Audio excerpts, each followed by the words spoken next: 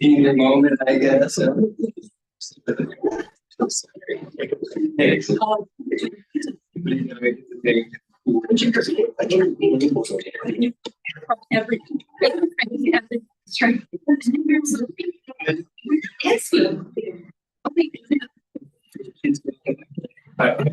Today, a big log.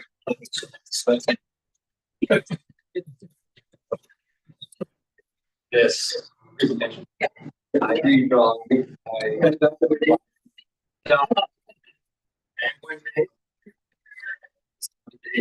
Kids. We say meeting. Yeah. We have this solving that.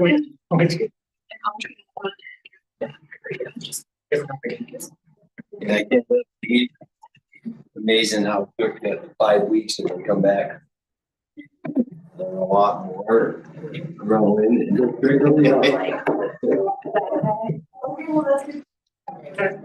That should be okay.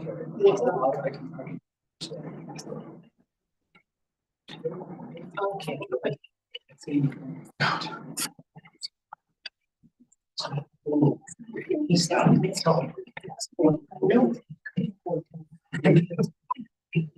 Do you see the edits? Exactly. Get there. There you go.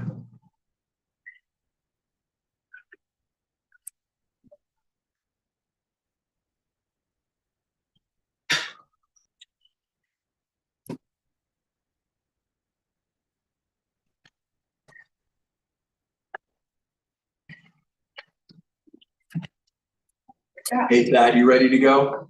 Okay. Cool, I see you. I'm ready to go. I don't know if you can hear me. Perfect. I can hear you fine. And we're good in recording and all that. Perfect, Super. Stacy.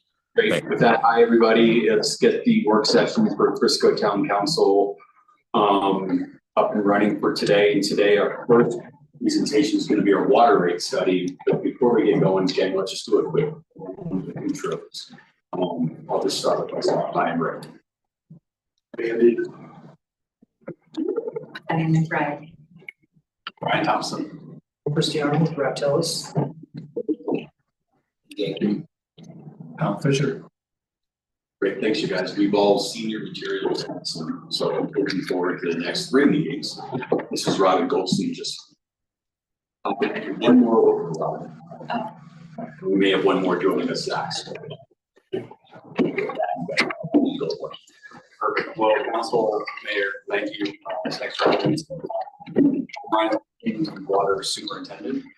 And we are here to present kind of the kickoff meeting for y'all to understand the water rate study that is being tackled and kind of give you guys a better understanding from Todd, who's actually the water rate study, kind of the methodology, what's going into it. Also kind of allow for some feedback, hear what's important, you know, kind of really get a full understanding. And as for the background in your packets, we went through a water rate study about 6 years ago.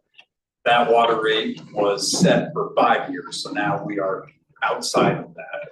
And we're just kind of, the previous rate study was done internally by the finance director at the time and the public works director at the time. So now we're going sort of outside and getting professional opinions. So this is Todd with Raptelis, and he's here to kind of run us through. Excellent. So thanks, Ryan. Mayor, members, council, staff. Good afternoon. Todd Cristiano with Raptelis. It's a pleasure to be here. My presentation today is really a summary and high-level overview of what the town has hired our firm to complete. And it's a water rate and tap fee study.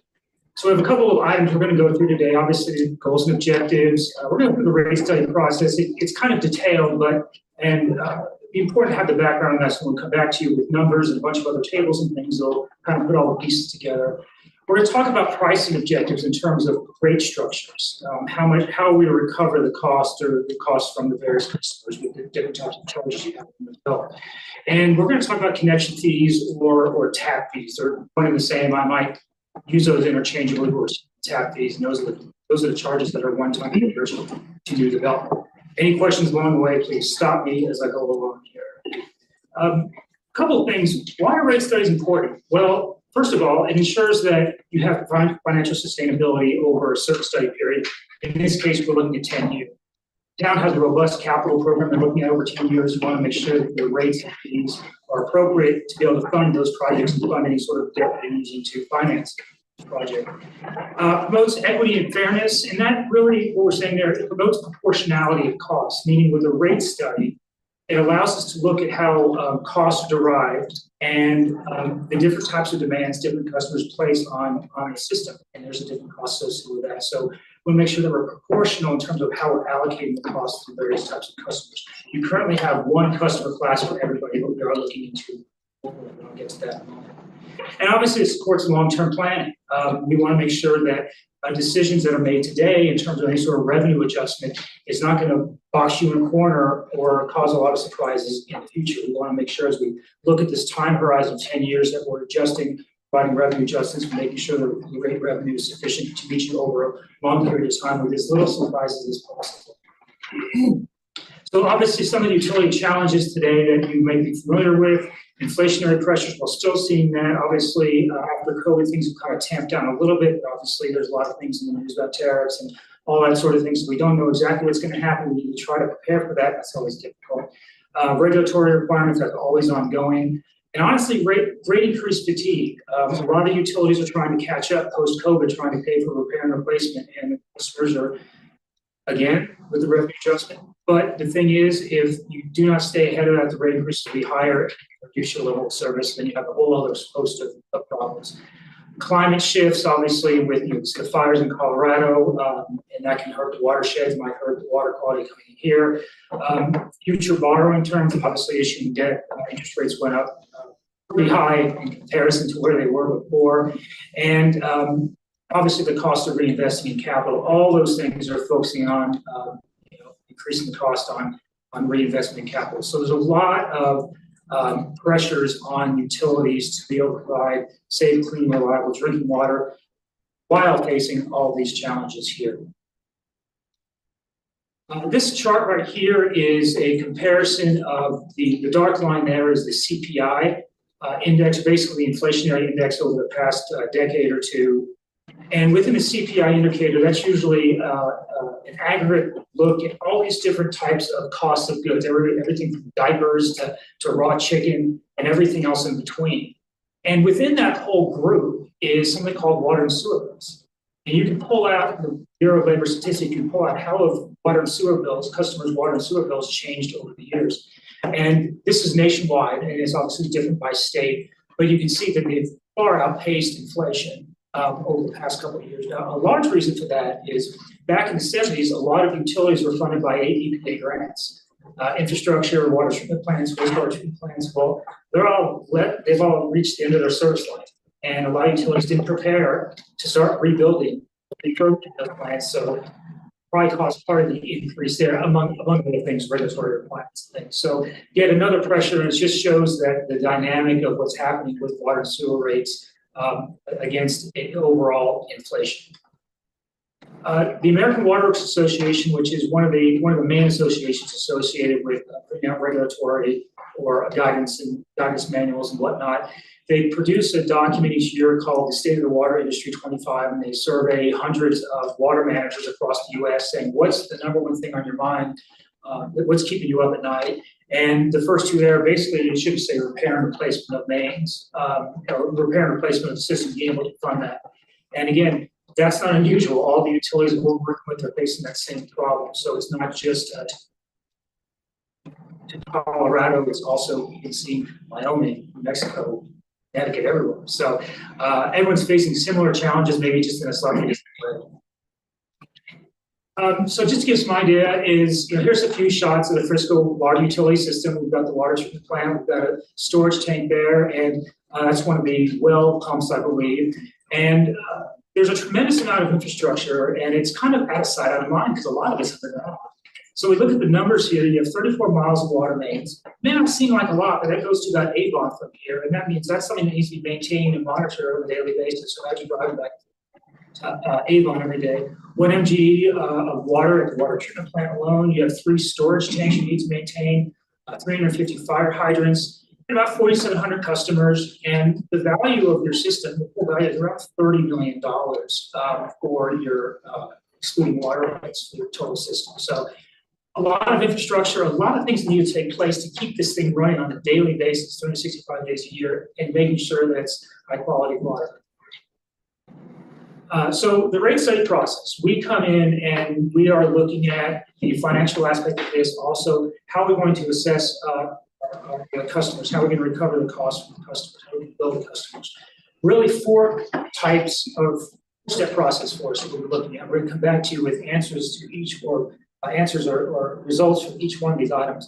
One is the financial plan. What is the amount of money we need on an annual basis to fund operations and meet capital requirements? The second is everyone paying their fair share? Are the customer classes that we might look at, different customer classes, maybe irrigation, commercial, residential, are they all paying their fair share based on how they use the system, the types of demands they place on the system? And rate design, are we recovering it equitably or proportionately based on pricing objectives or what the community values are in terms of what needs to be reflected in the rate structure? And finally, tap fees, are we recovering the cost to provide new development, the right amount of capacity to serve them? And are we structuring the tap fees in such a way that we are minimizing the burden on existing ratepayers to have to fund for that new growth? It's always a challenge in a high growth community is trying to stay ahead of growth with tap fees, making sure that existing ratepayers who have already been on the system, they don't need to pay for the future growth, that they don't pay for the future growth.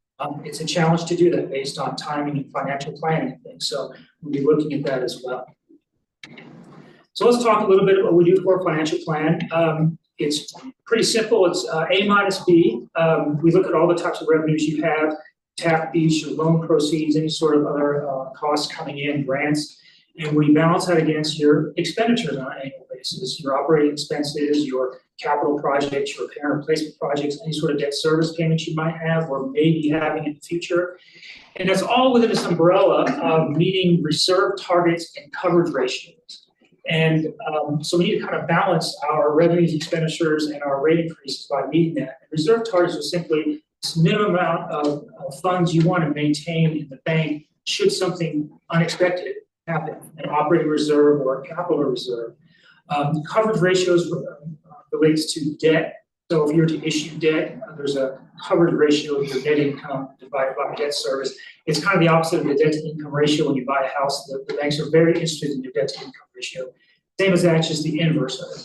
So it's not easy to just plug and play. There's a lot of iterations we have to go through, and that majority of that will be looking at different capital scenarios and working with the town on moving capital projects, looking at different costs. How could we fund that? Could be funded? How much could be funded from tap fees? What could we fund through grants or loans? And looking at all that, coming back to the council here with scenarios of here's the trade-offs. And what we're trying to do is kind of balance the financial risk of revenue adjustments versus the infrastructure risk of something going awry. And there's a balance there that the town needs to find, and our job is to present to you the financial risk and balancing against, well, what's the potential infrastructure risk if you do or not do something. Cost of service. This is kind of the behind the scenes approach or portion of the study here, is that we have, we call it a revenue requirement. It's simply basically your budget, the year in which you're designing rates for. So your budget, we look at it in terms of your operating expenses, your annual capital costs, your debt service payments, any sort of other costs associated with budget in that year. And the question is like, how do we go from those line items that says salaries and wages, materials and supplies, to getting to rates that are residential based or commercial customers or multifamily customers? That's the cost service analysis. So that arrow is where all that happens, and it's basically all about proportionality. We look at the cost and how those costs how we can assign those costs to various customer classes based on how we use the system. And we looked at a lot of engineering, we looked at a lot of how the system operates. So in a nutshell, the first step we do is look at the annual revenue we need to require for rates. So the first year, the year that we're designing rates for, you might say, oh, well, we need X million dollars of revenue to meet our expenditures this year. Then set rates based on meeting that number. Principle of cost causation, we look at how the system operates and how customer classes use the system, and we assign costs based on cost causation, those who cause the cost pay the cost. And what happens is that when we do that, recognize the different demand characteristics of a customer class. So if you think about an irrigation customer, irrigation on tap, no water usage in the wintertime, a lot of water usage in the summertime. We're using the system much different than, say, maybe a commercial customer who might be just kind of bebopping along over the course of the year. It might have some cyclical nature due to tourists and things like that. For the most part, pretty steady over the course of the year. Both those types of demands incur a different type of cost to provide service. And that's how we develop the cost of service. And so as a result, the cost to provide service to each customer class should be developed those separate costs vary by class. So we're going to come back to you with the results of the cost service analysis. And from the cost service analysis, we can take the cost by those classes and design the rates. So before we design rates, and one of the things we're looking for here is some feedback from council is there are a number of rate structures that we hundreds upon thousands, about all sorts of combinations, and we can sit here and go, well, what happens if we had 4 tiers of rate structures? What happens if we had a service charge by meter size and throwing spaghetti at the wall? Instead, what's more appropriate is to have these discussions and talk about pricing and what is important that we need to recover in the rate structure. Sometimes there's some community values.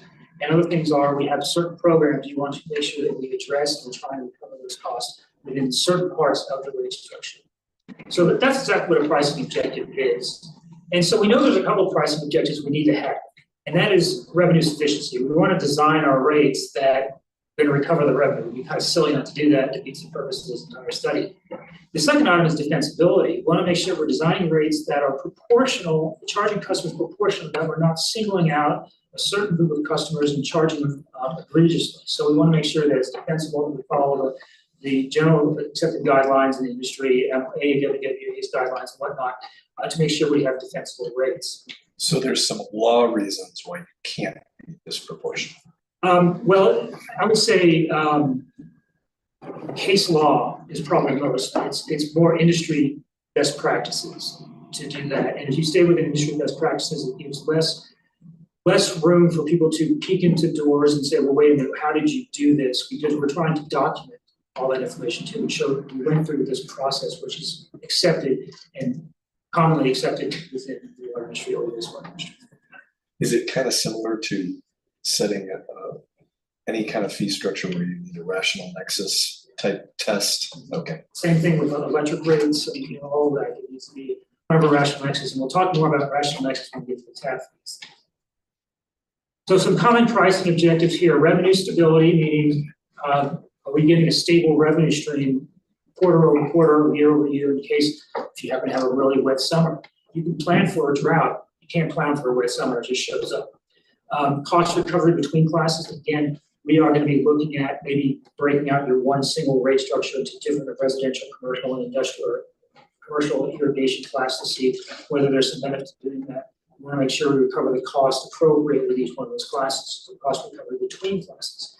Cost recovery within a class. Right now you have a tiered structure, meaning as you use more, you pay more, and these thresholds are based on certain thresholds of volume, I think 0 to 8,000 gallons, and it increases from there. So we want to make sure that low volume users are paying their proportionate share of costs, high volume users are paying their proportionate share of costs, so that how we price those tiers would take that into consideration. Cost recovery between new and existing customers. This is not so much a rate design related option as it is more financial planning and just policy. Is that with tap fees, you want to make sure that you set the tap fees in a way that new development's paying their proportionate share of capacity required to serve them, and to the extent possible, existing ratepayers are not subsidizing the new development. Efficient water use price signal, that's another word for conservation. Make sure that you use wise use of water. What's really important, makes those types of rate structures pretty effective, is when it ties in well with the conservation programs. I've seen it to where you have a rate structure that's doing A, B, and C over here. It's not really congruent with the conservation program. So kind of fights against each other and defeats the purpose a little bit. There's not the connection there. So it's always something to consider when looking at a conservation-based rate structure. Demand management, this may not be so much of an issue for the town, but in some towns or some communities where they are on wells only and they're really peaking in that summertime, they're just running full tilt, you can help design some rate structures that can kind of smooth that out. If you have an industrial customer, you can have them push their peak a little bit to just tamp down on having that high peak all the time in the summertime. Essential use pricing, this is essentially for providing water at the lowest possible cost because it's essential water usage. Some communities say, we want to make sure that the essential water usage for bathing and cooking and all that is provided at the lowest possible cost. And that way it helps everybody and maybe lower down those people that might have a lower ability to pay a higher rate for the bill, because obviously you have water, wastewater, maybe some other bills as well. Customer understanding, we're not going to make a complicated rate structure, it's kind of a gimme. And so when looking at rate structures, the funny thing is when we look at rate structures, we can get really detailed and look at some really great rate structures, but after a while it's like, wait a minute, I understand this, but do the customers, and is it really going to have the impact we need? Customer impact, this is the biggest thing to consider if we happen to come back with a rate structure change. Instead of the current type of rate structure we have, let's say we come back with a uniform volume rate, no service charge or something like that. There's going to be some change in people's bills. It's not just going to be the 5% revenue adjustment we're recommending on the financial plan. Some bills will go up, some bills will go down. So the first year of a rate structure change, we're going to have some significant bill impacts of kind of high and low for certain customers. That's a challenge because we've gone through all this pricing of the financial plan increase and whatnot. When you come to that, it makes it a little confusing. So customer impact, if there's something like that, we come back to multiple classes and there's some changes like that, we can mitigate the customer impact by transitioning into those rates over a period of time. It lessens the flow rather than ripping the Band-Aid off. And some communities like to rip the Band-Aid off and just get it done. Others say no, we need to. Part of our community values, what we want to stress to our customers is that we're going to ease into this to make sure it's not really hurting this pocketbook too significantly or by surprise. And obviously ease of implementation and administration, that I've heard horror stories about that someone designs a great rate structure and turns out the billing system can't handle it. So we're going to make sure we can triple check and make sure the billing system can handle any sort of changes that we produce or propose to. So once we do the pricing adjustment, get some feedback hopefully from this group tonight, where you can go back and start looking at some great design alternatives, and we'll have a slew of them. Some of you just mark off real quick, like these two are very similar, or this one, you can mark this off. But right now, here's your current rate structure. You have a fixed charge per quarter as a base rate of $57.43 per EQR. That's per equivalent residential unit, so basically a single family home. And that's per quarter, no water allowance in there. You pay that if you use 0 gallons. Water, you pay that. If you use any water, you still pay that. And then you have what's called that tiered structure. So as you use more of those thresholds, you pay more. So 0 to 8,000 gallons, the first tier is $1.48 up to that 8,000. Once you hit that 9,000 gallon, that increment of gallons is now charged at the 286. Not charging all the gallons at the 286, just in that second tier, third tier, and fourth tier. Very common rate structure on the western slope here with the EQRs and a tiered rate structure. Especially, we see a lot of quarterly type rate structures like this, or even bi-monthly. So this is very common. No surprises here. So our rates before it went up to this used to be $35 a water. 35. So before 2019, it used to be 35. So we went up $22 last rate structure. Six years ago. Yeah. We went up to. Yeah, I kind of wonder how 6 long years ago. 35 was in effect for. Ryan, do you know? I don't know offhand, but it also did include 8,000 gallons of water. So with that base fee, it did include some usage. Yeah. I don't know how long in effect that was. I kind of look at that 8,000 because, my house has always been kind of the same, my rentals. And it always seems like I'm above it. I don't irrigate, just household people in there, showering, there might be 3 people in the townhouse, Like they use And it's just, water to it's them? just dump, it's like 76 with my $10 paper fee. So 66, so that doubled, my rental. So we I like your rate thing of, residential and, not one thing, but, already, 2018.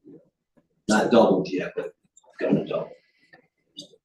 So along the lines of that $57.43, one of the pricing objectives was revenue stability.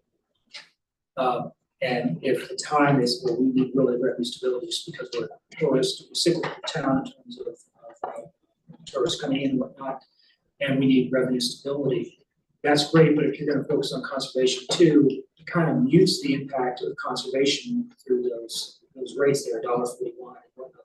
That's not as much of an incentive to reduce water consumption. So when we talk about this pricing, this is how we're talking about the pricing objectives as well. If conservation is much more important than revenue stability, we know we're gonna be okay. There's different ways to achieve revenue stability without increasing the fixed charge. Ways to do that. And that way, it benefits those lower volume customers too. But if one of the ideas is, well, this is a lot of revenue stability. Right now, it's about 60 or 7% of your revenue. The rest is coming from volumetry. That's not too, that's kind of within the realm of what you see in the Western Slope, probably a little high. I think Fraser is around 50 or 60%. And Breckenridge changed theirs recently. It's around 50 to 60% is kind of what we would see for just because of the cyclical nature of people coming in and out of the town and part-time residents. So this is a great conversation. This is what we need to take back to start looking at, well, what's most important. So as an example, if conservation was a very important to the town, we really need to enforce conservation.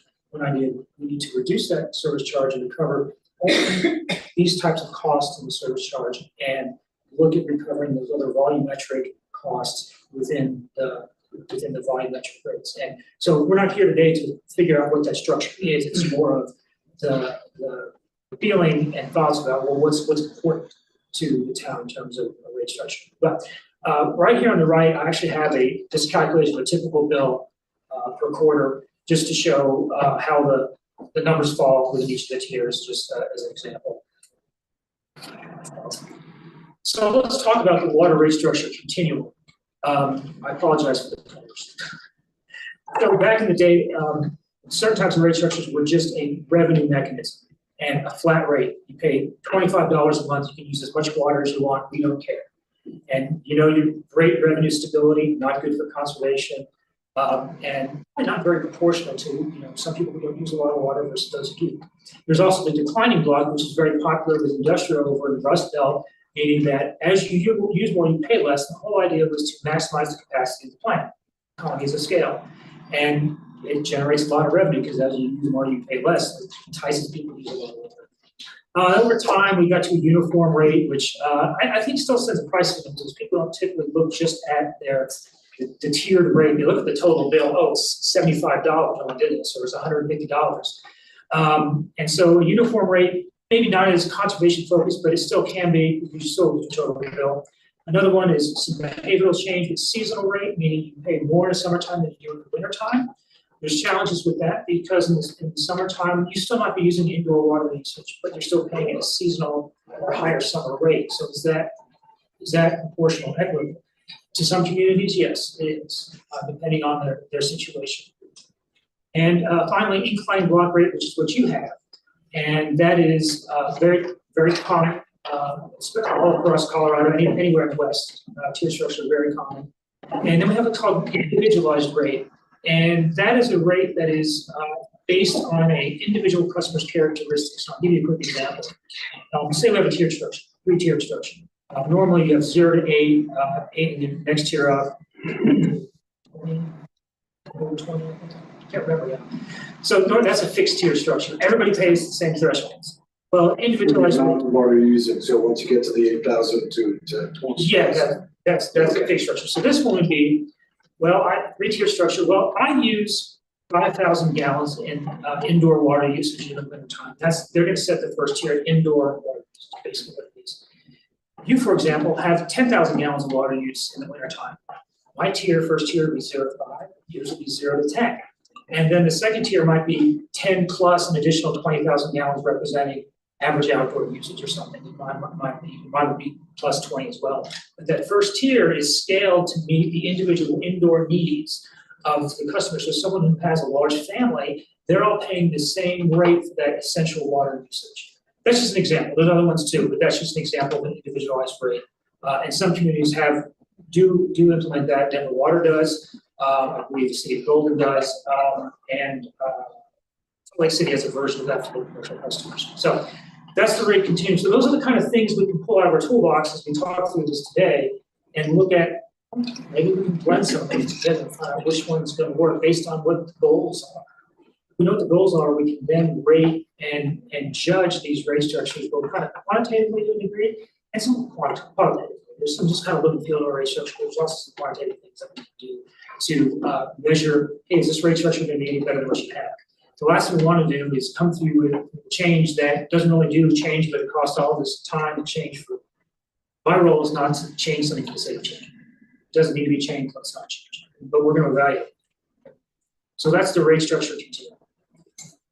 Let's switch gears real quick to tap fees. Again, these are tap fees at a one-time charge for new development. And there's a state statute that is that kind of sets the stage on what you need to have. This is a legal requirement, statutory requirement. So if there are lawsuits, that will obviously go to the state statute that you're not meeting that. And so it's legislated. The fees are legislatively adopted here by the council.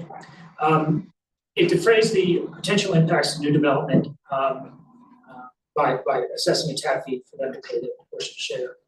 And local government needs to quantify the proposed impact. They should have a fee schedule. We need to treat everyone equally. Doesn't mean you have to have the same schedule for every different type of customer class, but if you have a single family customer, you need to charge them the same way as you charge somebody else, proportionally. Yeah, you don't want to establish a fee that's no greater than the cost to provide a fee. So you don't want to say, well, we're just going to charge $100,000 for people. And it's been done before.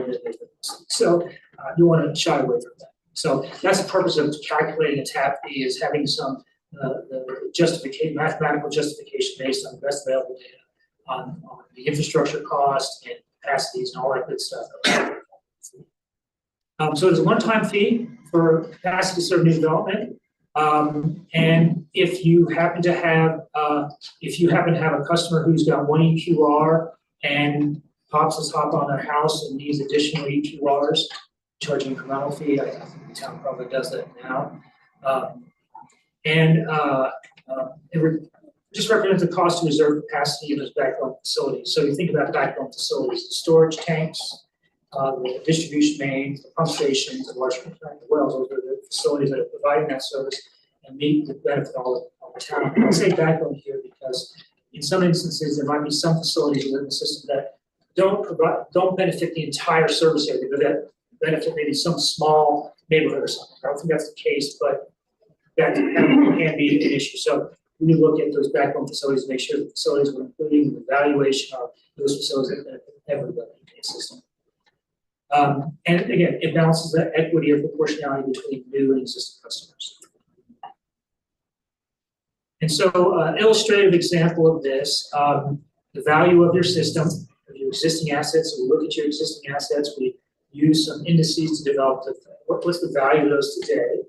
And we add in any sort of growth-weighted projects that might be occurring within the 10 years. They're going to add capacity.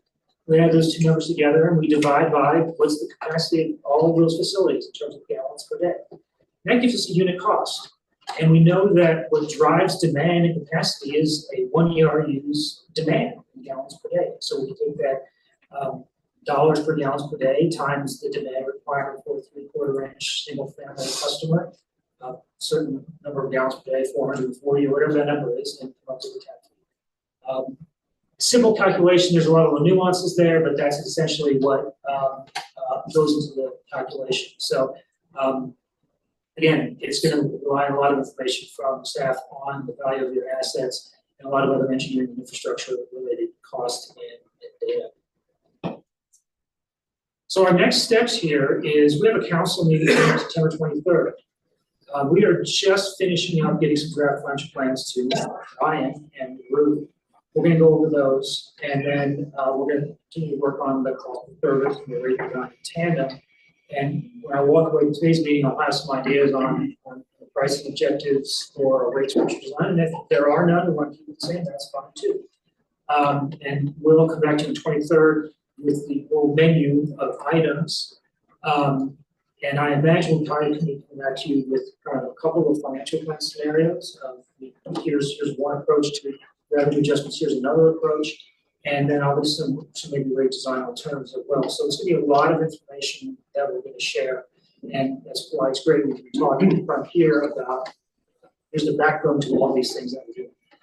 And then again in October, I believe 28th, we're presenting the final results of the project and all of that, based on your feedback from the 23rd, if there's some additional changes we need to make. So that's our next big milestones we need to hit. So we're working feverishly to get that done. That concludes my presentation. Any questions or comments? A lot of work. Go for it, Dan. Yeah. So we'll look at like a lot of, do you still have a lot of mains that are cast iron? Now, to the best of our knowledge, yeah, everything's been replaced with ductile iron. Yeah. So no cast, no transite. Duct line was the line they put in the pipe or something. No, they physically dug up and Okay. removed the concrete pipes and replaced them with class 52 ductile iron. So very, very robust material. It's got a long material life. I guess one thing if I could add, over half of our water distribution system was installed in the 70s and 80s. Mhm. So, 50 years, it's a long time, but if they are installed in the best installation practices, that can easily kind of ride out that 100-year lifespan. But as we're finding with digging up and repairing some stuff, some of those maybe best practices probably weren't followed in the 70s with bedding and stuff like that. So that kind of affects their longevity. It's kind of what we're seeing. We're trying to document all that as it's happening. Is that from Pond Drive experience? Yeah, I mean, the 70s installation was like the home drive south of Main Street, the transmission lines to connect the commercial side of town with the core side of town.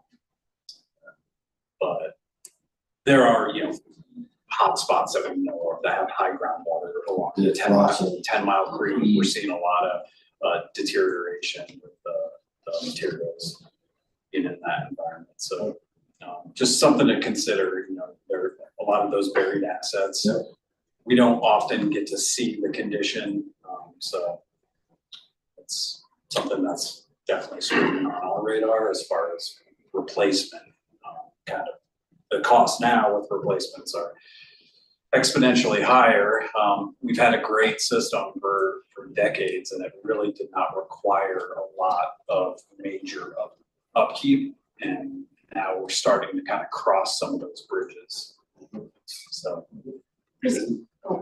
Does geography kind of impact different parts of the system? Yeah, like I was mentioning with the 10-mile creek, on both the north and south, there's a high groundwater, and so we're seeing a lot of water service lines. So that's going to be that smaller copper material, and so that's kind of the canary in the coal mine. When those start going, those are the first, smaller, weaker pieces of metal. So granted, our mains are robust and can withstand more. We're starting to see some trends, primarily along the Emily Lane, North 5th, North 6th, North 7th of people. Their service lines end up looking like Swiss cheese. Because as the groundwater's passing by for decades, it's basically in a little rock tumbler, and all the sediment that's just swirling around creates these little imperfections in the material, and then that becomes the weak point. so on and so forth. So we're seeing a lot of that, so where that is, we're trying to plan to replace those sections of main. Obviously, when we excavate and dig, we kind of do our analysis on the pipe and kind of really get a understanding of what's taken place over 50 years buried. So. And that's just our main and the rest. Yeah, that's correct, the yes. The house is the person's So, property owner. so right now, we're excavating, or they are excavating, we're present for that. Yeah. Because it's their water service line that has given away. Yep. And then, as they're uncovering the main, we do our assessments and get a better understanding of what's under our feet. Well, you're noticing that on our main. Yeah. Price was cheap, so not. No, not the mains yet. We have had two sections of main that were, very, very deteriorated, and kind of had like eggshell, like kind of flaked right off. Yeah. Like you peel a hard-boiled egg, that top layer of material is just separating out. But it is, right now the costs are on the customers to replace and repair those service lines. Yeah. But just get to be a part of it. You're a bitch about it. Well, and it gives us a great opportunity to understand again Right. what's going on. So we can better, kind of put those areas on this is a high risk area. We've got to really budget for these sections of main to be replaced. And the Yeah, I cost just kind of wonder, because, I put my water line in '97. Yeah. So, we're looking at coming on 30 years, I'm like, geez, is mine starting to look like? Well, and again, like under the ideal installation practices, Yes. With materials, the I'm pretty much on the hill. Yeah. So no. the materials can definitely last, the softer copper is like 30 to 40 years. The thick ductile iron, which is what our water mains are constructed out of, they have easily up to 100-year lifespan, just as long as, it's in those ideal conditions. But just kind of as you guys know, living here, just our water system is evolving now, we're not the same small sleepy town that it once was, and, keeping up with the utility services. So, it's kind of wearing on some of those older aspects of the system, so. And I can say, I was not serving in this capacity when the previous water rate study was completed. I was in the water division and kind of was privy to some of the meetings, but I know that the finance director and the public works director went in with the best of intentions, but I'm pretty convinced it's not going to be as robust as what Todd and his team are going to be able to really provide for everybody as far as options. But again, one of the things that he's mentioned quite a few times was kind of like establishing the goal. So I think the questions that pop up to you, whether it's tonight or later, please send those our way so we can be involved with what you're thinking. I definitely have a few myself if I may. One for the a flexible schedule. You spoke a little bit about how higher use is going to be paying more, right? It'd be interesting to know how much of that is sort of separated out between short-term rentals or laundromats or like high use type buildings, right? It's $1 million question, short term. Well, that is the thing. We actually might be able to get that data somewhere along the way because we know how many short-term rentals are in the town if we actually look at those particular homes. And then compared to like deed restrictions, so like a lower income housing, personally, I'd like to see them having to pay less because their house isn't valued the same as a market value home. Right? So that would be one thing as far as like a change in the scale and who pays what, and I'm not sure legally, you know, who's allowed, and how much we're allowed to charge what entities, right? I would just comment on that. I don't think you get the charge for a commodity a different rate based on your income. If you're like going to the store and buying X, and because of your income, you pay less for it. Due on food stamps and all that sort of thing, so That like, is correct. you know. But it's not possible, for sure. It's possible. I don't know how equitable it is. Well, I think we were talking on here, the upward picture of the lady paying there. I Provide. don't know.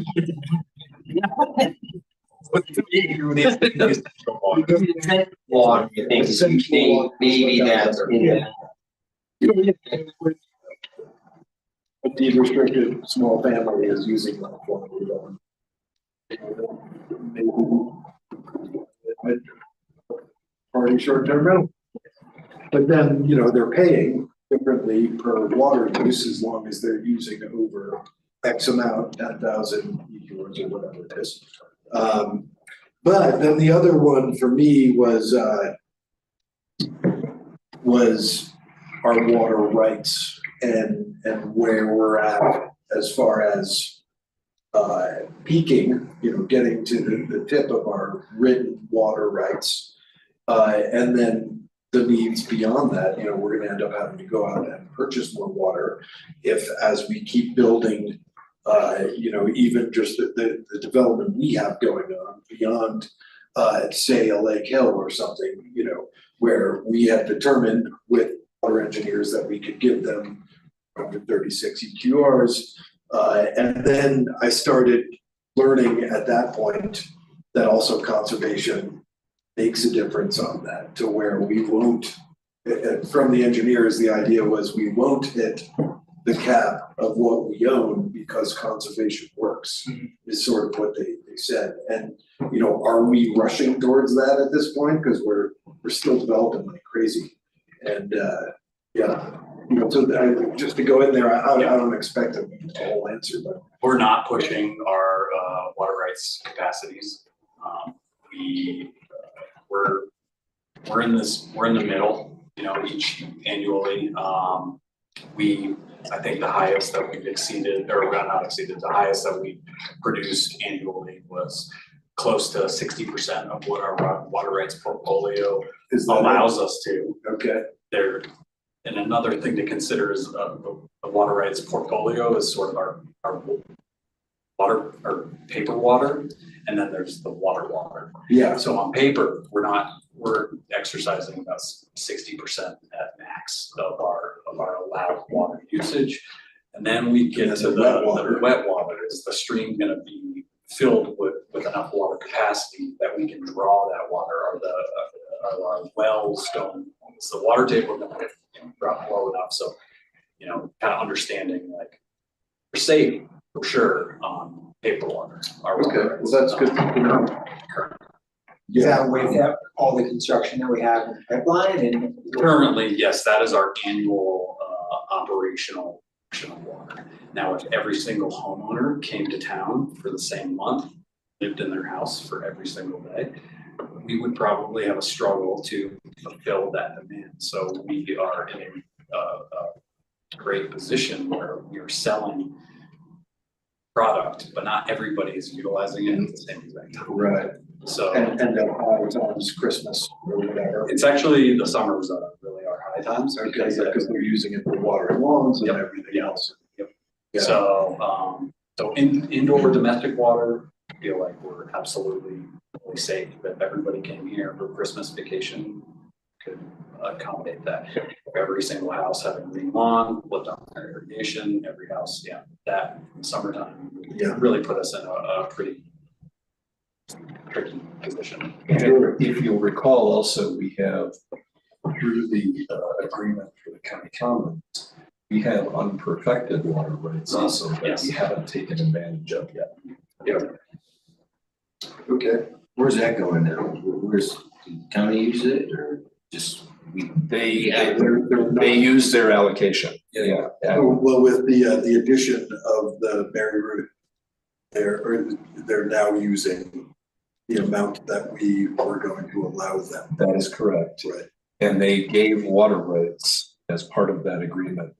We have not used those water rights yet. They're not perfected to our town system yet. We have them in our augmentation plan. And we pay to annually support them up in the Clinton Reservoir up there, not actively. Those are kind of our water rights to the side. That was pretty much my question. Gotcha. Could you guys in the last 11 minutes just go over the tap fee calculations again? I think it's important for everyone to understand. Sure. I'll just back up to this correct. So we got 4 components to it. One is, again, the whole idea is to get the value of the system in terms of the unit cost. So what we do is we look at the value of your existing infrastructure. And we do that by going to the asset listing in the accounting system. And what's really great is a lot of times the accounting system's asset listings are really vague and can't tell you a lot of information, but I have to say that the town's asset information they've given us is good. I was really surprised. So you just don't see that. So we look at all those assets, everything. We exclude assets like buildings, or I'm sorry, equipment and vehicles and things. Those are kind of consumables. We look at the backbone assets. So the value, the cost of the well, the cost of the transmission distribution, cost of storage, the actual cost to construction cost to put it in the ground and have it working.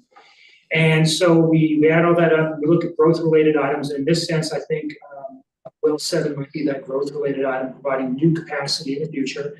We add all that together, we get a value for all those assets. We then divide by, well, what's the existing capacity in the system in terms of gallons per day? What's it rated for? And you look at the wells and the treatment plant that's been combined. Plus, what's that well 7 capacity going to be? We add that together. So A divided by B gives us $1 per gallon per day of capacity.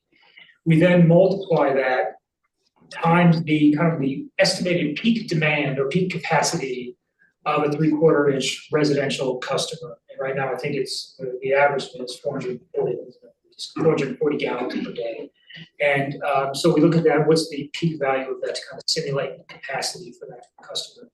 And that gives us the tap fee per EQR. Now, what's great about the town's EQR system is that it's just the EQR, and then it's incremental EQR based on bedrooms and bathrooms that add to that amount. So it's very simple, but yet very equitable in the way that it's incremental rather than going by meter size from the 3/4 inch or 1 inch.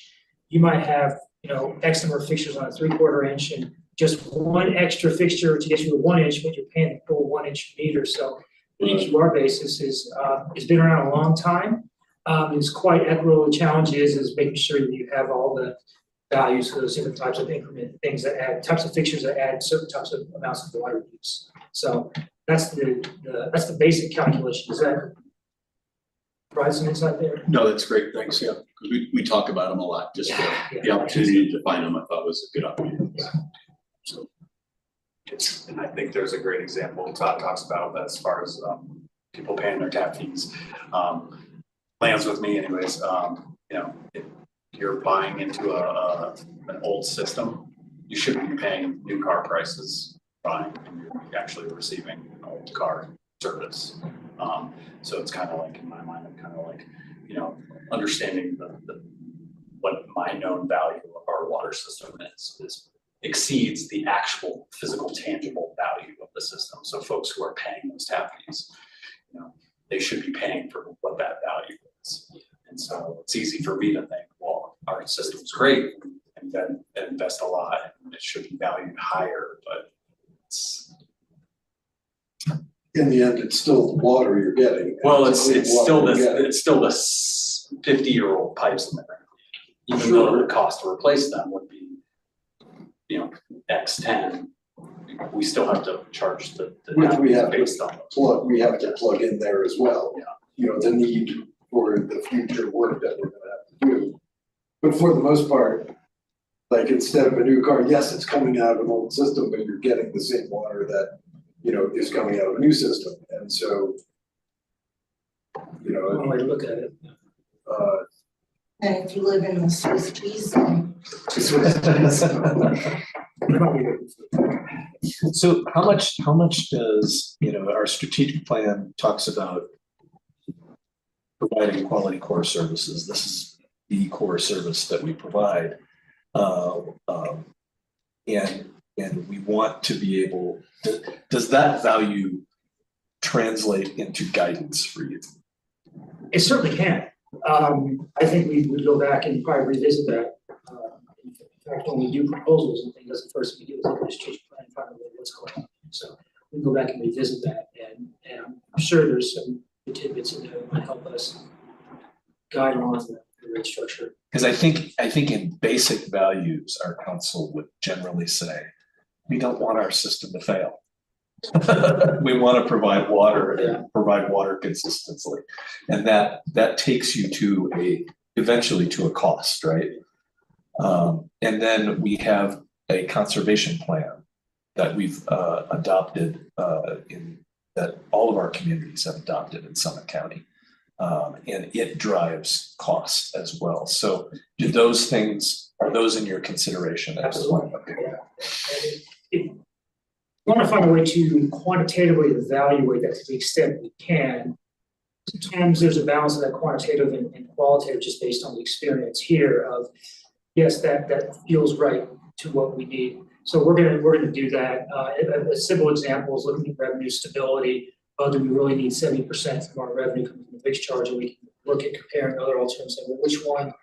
This is lower fixed charge and does these things out here. We really like this, so we're gonna rent that this sort of thing. So we'll do that with the team here, but bring our results back and show you how we evaluate and see if that syncs up with what I was thinking. And I realize that at the end of the day, tap fees and your rates are a political decision, to a large extent.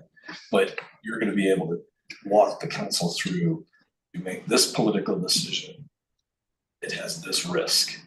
Provide the framework in which to make the decision. Yeah. It's our proposal, we're not making a recommendation for proposals to council to drive that home. One of the important things I think you were saying, especially about conservation, is how at this point, maybe they're working against each other. Conservation and rate fees, that they should be working together. Obviously, like if you conserve more water, you would save more money instead of you conserve water because you care about water. It's just the passion of it is only going to get you so far. Yeah. But conservation is important to us. Obviously, it matters for the system as far as how much we're going to draw off of it and all. So those things shouldn't work in conflict. Right. So what you're saying is like revenue stability and conservation, or revenue stability versus? Well, that's the thing, is like we're looking for revenue stability, but conservation is still important. So there's a But balance. we don't want to make them work against each other. So that's the balance we need to find. We need to present a balance to you on that. Yeah. There's ways to get to revenue stability without having a high fixed charge, and that might be having a higher reserve level, maybe stabilization reserve or something, to where it increases your revenue requirement because you have to fund that. And so that increases the amount we recover overall across all components of the rate structure. So it's not just hitting fixed charge, hitting fixed and volume charge. And that way you can get that additional revenue stability without really just putting it all on the fixed charge, because you only have so many customers, but you can distribute that over the volume rates as well. So that's just one example, probably the other primary example of doing this, so that we can still have conservation, have adequate revenue stability, but the question is, what is adequate revenue stability? We can look at that and find out, well, look, we do some analysis, look at some history to find out, well, this year was Armageddon, and here's like, what's that delta in revenue we really need, should something happen? And we can do some back of the envelope to see what might be an appropriate level of additional reserve or something you might want to hold for those really wet summers or something. I was just thinking on the conversation on the, saving water, so how is there any way that like a customer like me would know, hey, you're getting close to that 8,000, because we just see the bill after last year you spent this year you spent that. you know, when you're getting close to the 8,000, you're getting close to the 9,000, or you're, you know, you're using this much water to water your lawn, how can we let them know too, is if we're trying to conserve water, how do they even know that they conserve water or not if they don't know, you know, how much they're spending until the bill comes out, or, you know, and stuff like that, it's too late. The fact that you're billed quarterly. Yeah. Is a challenge too. There's new types of metering. In about 3 weeks, you'll be able to do that. You just get on the website and look and So if you see. go to your Express Bill Pay, there's a little SSO sign-on link, and if you click on that, it'll take you to your customer meter profile. It's going through its kind of sprint phase with the software developers. They said about 2 to 3 weeks, we should be able to go live. It is currently live. If you have an old meter that reads 1,000 gallons, it's hard to get that granular data, which is like individual gallons. It captures 4 times a day and backlogs, so you can kind of see 24 hours. So if you have a newer meter, you can see on the hour, and you can set alarms for like leaky toilets. You can set monetary alarms, like if I spend over it, all of our data is in there. If my bill is going to exceed $100, send me an email. Like set a line up the day it happens. So it's very, very easy. Yeah, I must have. So if you log on to your Express Bill Pay, you'll see a little sign-on link. Yeah. And that'll take you into, it's called Water Smart. That'd be valuable for your rental properties. Yeah. Well, I have a hot water tank, I don't know, what was it, 7 months. Nobody called, nobody nothing, you know, it was just, you know, renters heard it, you know, thank God it's a dirt floor, you know. But yeah, something's leaking behind that wall. And it was probably, I'm like, how long has it been going, you know? It was the hot water. Swiss cheese for the it's called iron. Your bill online. No, yeah, that's what, that's great. I like that. He's writing checks. Yeah. Anyone else have any more questions? If we're at 5 o'clock. That's great. Look forward to presenting some results to us. As I've been telling the council all year, it's the most important thing they're doing this year. Excellent to hear that. Thank you guys very much. Hopefully I can.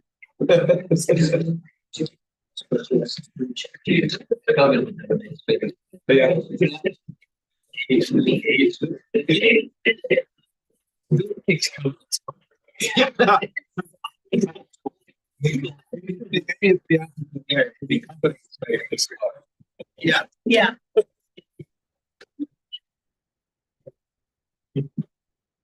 So with that, get ready for our next discussion topic tonight, which is going to be our 10-year housing fund planning review.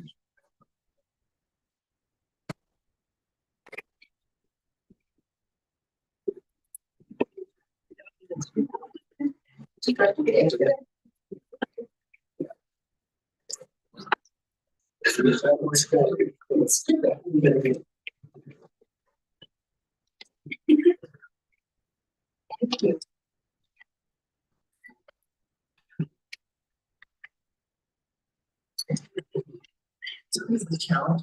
You should have like rinsing out, recycling, incentives. It doesn't seem like they're. Recycle. I mean, it's been happening to me for years. Every single time I was like, what's the better thing to do? And then the question, let's go into the landfill. That's a big one. Yes. It just can't be recycled.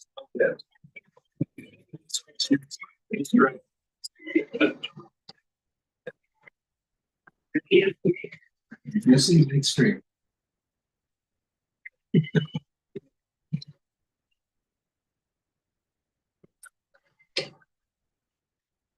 James, we got a few folks out. They get a team with you or just?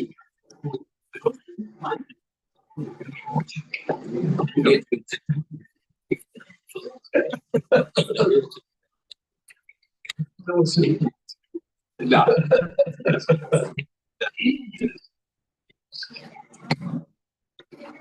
I've seen this. Yes, you I have. didn't see it in the year though, because. Thank God. Really?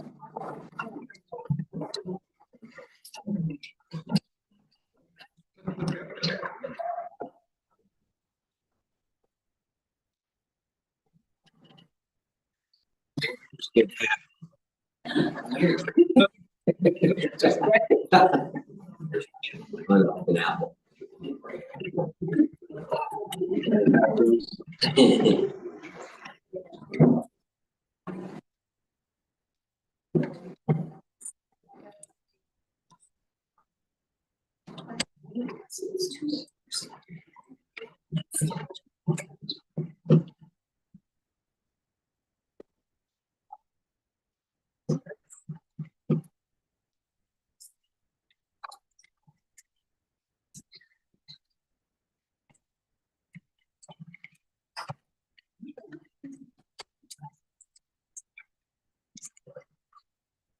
James, you comfortable with all of us to forego the intros? I think we're good. With that, we'll get hit. Are you? I am. It only took me 18 months to figure that out. Who he was. Being honest. Agenda item number 2, or 10-year housing fund with James. Thank you, everybody. So this will be basically a quick recap of what we talked about in June. So we got a bunch of feedback from you guys on the 10-year housing plan. So what we did was implement a lot of that into the plan and give you an update and kind of show you what that looks like. So without further ado, we'll just kind of jump right into it. There is one change in 2026 that I did catch that was not in your packet, and that was my mistake, and we'll note that as we go through the 10-year plan. So right now we're in 2025. As you guys know, we have a bunch of housing projects that are going on. So we completed Granite Park. 602 Galena has broke ground. They're actually going to be pouring concrete hopefully here on Friday. And then 101 West Main, we're going through the process with NHP on getting everything locked down for our low tech project. So we are moving forward on everything. So with those projects, as you know, comes costs and commitments that we have made. So we have to adjust our 10-year plan to counter any overages or expenditures that we didn't previously budget for. So like I said, this is kind of an overview. As you know, we budget 1 year at a time. So this isn't a budget for 10 years. This is just a guide for staff and council to let you know what's coming in the pipeline, what are we looking at, what funds are available, et cetera, et cetera. So as we jump into 2025, the first thing that I'll point out is, for example, the repair and maintenance. Granite Park, you'll see that in there. So we have to start paying HOA fees for Granite Park. They're not cheap. We're splitting them basically 50-50 with CDOT. So that takes roughly $110,000 right now for HOA fees. That's snow removal, maintenance, trash, everything. So we have to start budgeting that on top of the bond that we issued for that project. Further down in the housing program, you'll see housing helps is down to $500,000. It was originally budgeted at $1.5 million. And we had talked to you guys about that $1 million to help fund our projects that we have going on and our further commitments. So right now, those that $500,000 is for properties that the town currently already owns, and that will flip over ownership. So we'll have 2 in 2025 that will be through housing helps for ownership purposes. The home improvement loan program hasn't ever been utilized. That's always been budgeted at $100,000, so we cut that for this year. So that saves us this budget year roughly $1.1 million down the line. So the main thing that I really want you to focus as we go through this is this ending fund balance, which is at the bottom. That's how much cash you have left at the end of the year. So based on revenue and expenditures, and of course those can fluctuate, we have roughly $3.7 million that's left in the fund at the end of 2025. So that balance gets pushed as a starting block for 2026. So now we're talking more in 2026 about the things that we discussed at the housing retreat. And this is where things start getting a little bit more expensive because you allocated funds towards all these projects. So for example, Granite Park again, we're budgeting a 3% increase roughly to keep up with expenses with that. We also discussed a bit about maintenance, deferred maintenance on the project, or excuse me, on the properties that we own currently. So we wanted to keep those up to date. So things like boilers, carpet, sinks, plumbing, all that kind of stuff, we need to start updating our town units and keeping those. So that's something that we'll keep diligent on, but we need to start hitting those. For example, Mary Ruth, was built in 2018, I believe. Things are starting to age a little bit. So we want to make sure that we stay on top of those before something happens and becomes a more costly expense. Further down, housing helps in the housing programs is down to $150,000. Excuse me. It is $150,000 because you're going to sell one additional housing helps property that we currently own. So that $150,000 takes care of HOA fees for properties that we own. That $150,000 will also be the difference between the purchase price of 99 Granite, and the selling price. So every time we buy a property and we sell a property, we're investing a difference between those two prices. So that's reflected in the housing. We buy it down. Let's see, once again, the home improvement loan would not be funded in this budget year. So let's take another $100,000.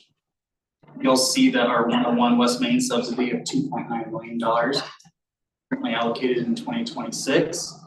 You'll also see the second payment round for 602 Galena is budgeted up $4 million.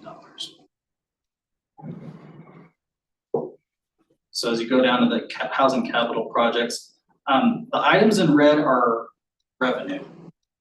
So for example, the first one there is 99 Granite Street. That's $290,000. So that's the cash that we will receive after the expenditure of the housing helps expenditure. That's the cash that will be put back into the housing fund so that we can pay these other projects. And then we discussed at length selling the 4 units at Mary Ruth, and that would generate approximately $1.8 million. So we're looking in the 125 to 130 AMI for selling 4 of those 10-mile units. Those are occupied, but we would talk with the tenant about right of first refusal so that we would allow them time to purchase that unit if they wanted to. Beyond right of first refusal, how will those be sold? Does that make, I don't know how, like with the repair and maintenance and the sale of those, I mean, is there? Why would we be repairing something? No, I mean, it makes sense why you would repair it, but does it? So the repairs would be, unless there was something that we know that somebody at that income can afford as soon as they walk in. So if we have a boiler that's getting ready to fail and we know about it, we'll take care of it. We're not going to give them something that's going to cost them money on top of everything they're already paying to buy the unit. So that gives us a little bit of a cushion to take care of those. But yeah, those will help. The selling of those units will help on the majority of the expense that we have. And why didn't we look at selling all of them? So some of And I it, was in probably not selling any of them, but now that we have rentals, my thing is we got a bunch of rentals coming out and stuff like that. Why just 4? so there's 4 that are the 10-mile units. The Yep. rest are town employee units. Yep. And so right now, we're holding on to those because we have employees that are living in them. Yep. And so we still need to have that flexibility to employee retention. Yeah. And for bringing in our employees, new employees, we need somewhere to put them. I can speak from No, experience. no. So that's why we want to hold some of them, because if we get rid of all of them. So we're gonna try to sell these 2026. Before we're gonna try. At what point in 2026, and then how does that line up with 602 Galena being finished? So 602 Galena, we'll see, hopefully will be maybe the end of 26, beginning of 27, right? Depending on weather and everything. So with these units, the timing should be toward, it depends on the setup. It depends on the leases. They all have different leases. Some are in November, some are in September, et cetera. So we're trying to get it done before the end of the year, if possible. But it just depends on the tenant and their situation. And then the town does have some load of units in 602 Galena.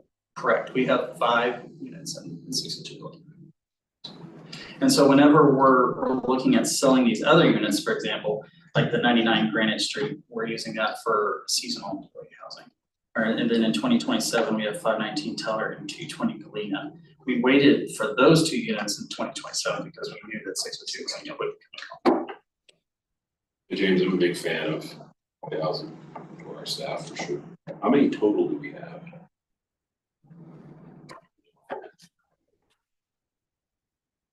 Do we find that sufficient at this point? I mean, it's always changing.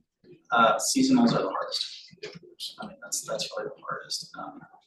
I would say we're probably gonna be low on seasonal. We could use some more. We could always use some more.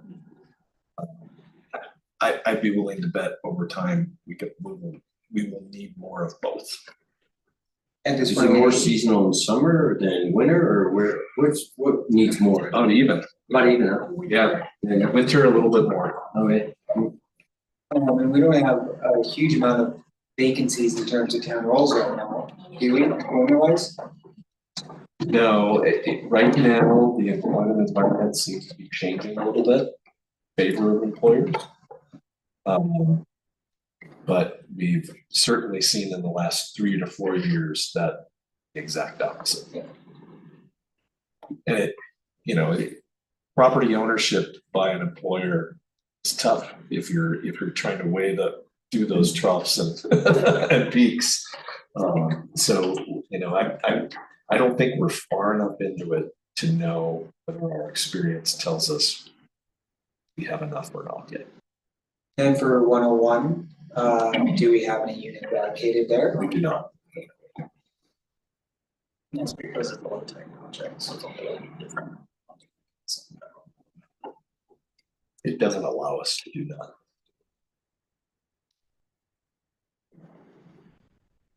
I can answer a little bit more, very briefly, not to take away from this. And James is doing great, but he has this workload, so we don't give him employee housing or he might leave. So for employee housing, we actually have a lot more seasonals in the winter time. The Tubing Hill and Day Lodge actually seem to use more than the marina. And the Day Lodge already is emailing worried that we don't have enough. They last year had 3 employees who actually lived out of their cars and were happy with that arrangement, but they're always afraid that they're not gonna have enough if they don't have that type of personality to do it. So winter is our busiest time for seasonal employees. And we usually pack them in, even roommate, not just sharing units, but sharing rooms.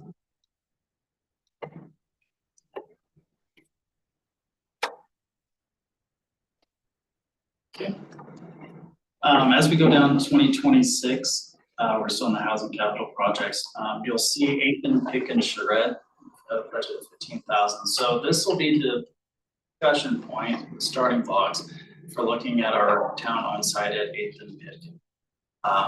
What we are looking early on to do is get feedback from the community, get feedback from council about what this property can be. We'll be looking at density, we'll be looking at design, cost estimates, et cetera, et cetera. So you kind of have a visual idea of what the possibilities are for this site. And so after that, then we'll talk more about maybe an RFP process, what that would look like, and go from there. But this would be the starting block to discuss developing this property. And then finally, this wasn't in your packet, I forgot to add this part, but from our discussion in June, we budgeted $55,000 to begin the process of looking at inclusionary zoning and doing a nexus study on that. So we will look to start doing that first quarter of 2026. So after all of that, we are just under $1 million in 2026 left over. That is after selling Mary Ruth units in 99 Granite Street. So we would be carrying that $1 million over into 2027. So in 2027, some of the highlights on there, Housing Helps is back. We're budgeting it at $1.6 million. The home improvement loan is also back. It's at $100,000. And then the final payment, basically, for 602 Galena at $1 million there. I will say, as we're moving through the process of these two projects, we are also looking for other funding mechanisms to help relieve some of the town obligations for these projects. NHP is working on one. They're actually submitting a Department of Housing gap funding application on Friday. We've been helping them with that. And then also, there's also discussions about funding for 602, the possibility of that. So we are looking for additional funding. So keep in mind that, I'm telling you right now that at the end of 2027, there's $500,000 left in the bank. There may be more based on how that funding goes for those other projects. For the housing capital projects, we are selling 2 additional units. These are units that were purchased through Housing Helps and are currently used for employee housing. I believe these are seasonals for both of these units. So one is at 519 Teller. We tried selling that a few years ago. Nobody took it because there was HOA issues with the property. There was some big expenditures that were coming through that nobody wanted to take on because we were going to sell this at 100% AMI. Don't blame them for not wanting to take those on. So we held on to it for employee housing.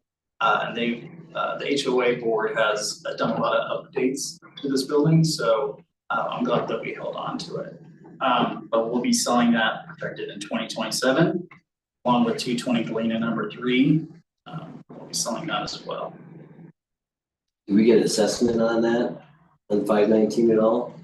We paid several. So we paid some. We paid some. We paid our share. Yeah. We took the. I saw the roof going on. It does help with the affordability. Yeah, with their assessments, they have been keeping their HOA dues flat the past few years, which is nice. So at least we were able to help with the future home over this one. Yeah, so. And then finally, in housing capital projects, we have the commercial condo for 101 West Main.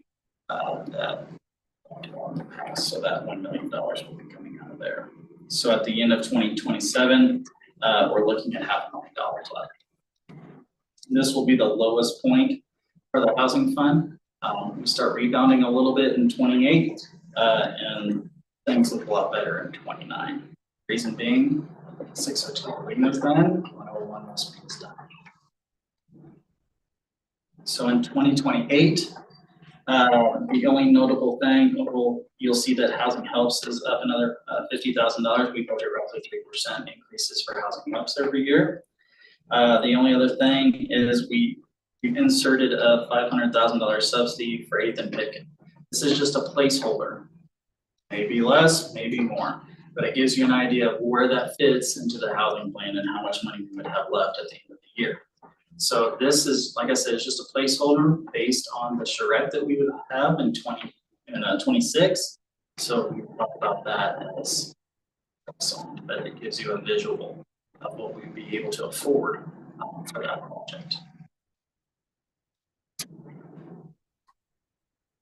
Question on, and I think I see it in there, but only it has in there completion of Granite Park rollover for 25. Whether it's in 25 or 26, and I'll say it this way. do these numbers account for all of our external stakeholder investments in 602? Yes. Figured it did, I just didn't see it. Yeah, 8.1 I think that's how we got to where we were. So, yeah, so we budgeted 8.1 million, and part of our agreement with NERP was they're getting so much in 25, so much in 26, and so much in 27. And so you'll see that in the 10 years broken down. That keeps our fund balance. With still potential that there could be additional investments from other stakeholders, like the county. This does not, this plan right now does not include a further county contribution to 602. We are highly encouraged about that. And then adding, say in 2028 capital projects or something, maybe we could start looking at what's gonna happen with 17 lot or anything. We haven't programmed that in there, where what we've programmed is kind of a 3-year process on it can between 26 and 28. The council out of the retreat did not say anything about what comes further, but as James gets to the further years of this, you're gonna see these placeholders for further projects. Okay. That gets at what you're talking about. Mhm. And I would consider Ethan picking low hanging fruit. We can do it quick. We have complete control over it. We're not waiting for a developer to come to us and say, I need $3 million or whatever. Yeah. It's kind of in our. Or 50-50 lot split, change the direction. Shit. Yeah, Yeah. all that just stuff. because that project wasn't necessarily good, doesn't mean we won't There's want nothing to else. build Yeah. our own on our own piece of land. They would end up building 20 market value units with no workforce is what they would end up doing. Hopefully our inclusionary zoning at that point would be enactable. That's gonna be as important as water.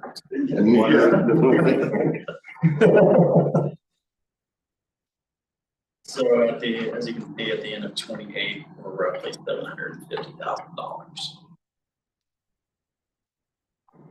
2029, $1.7 million is budgeted for Housing Helps.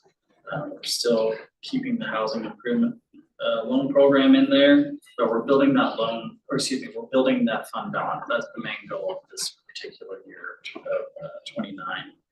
Because at the end of 29, we're up to $1.5 million. Now we're starting to get flexibility.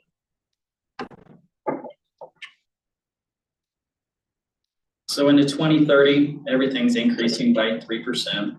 Housing Helps is up to $1,750,000. Now in the capital projects, we inserted a project at $1.5 million. But what would that, if somebody came to us or we decided to do something, you know how much we have. So $1.5 million, that would take the fund balance down to $730,000. So if somebody came up and said, I needed $2 million, you're gonna have $230,000 left in the fund balance potentially. So we just put those project subsidies as an example, again, of flexibility that we have at that certain amount, that certain time frame.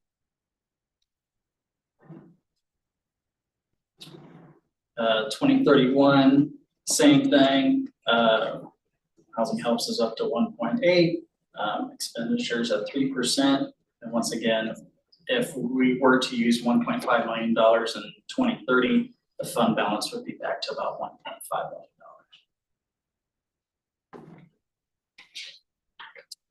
If at some point we determine around then that the home improvement loan program isn't getting used, then we would reallocate that to something else. Correct, and we could do that at any time.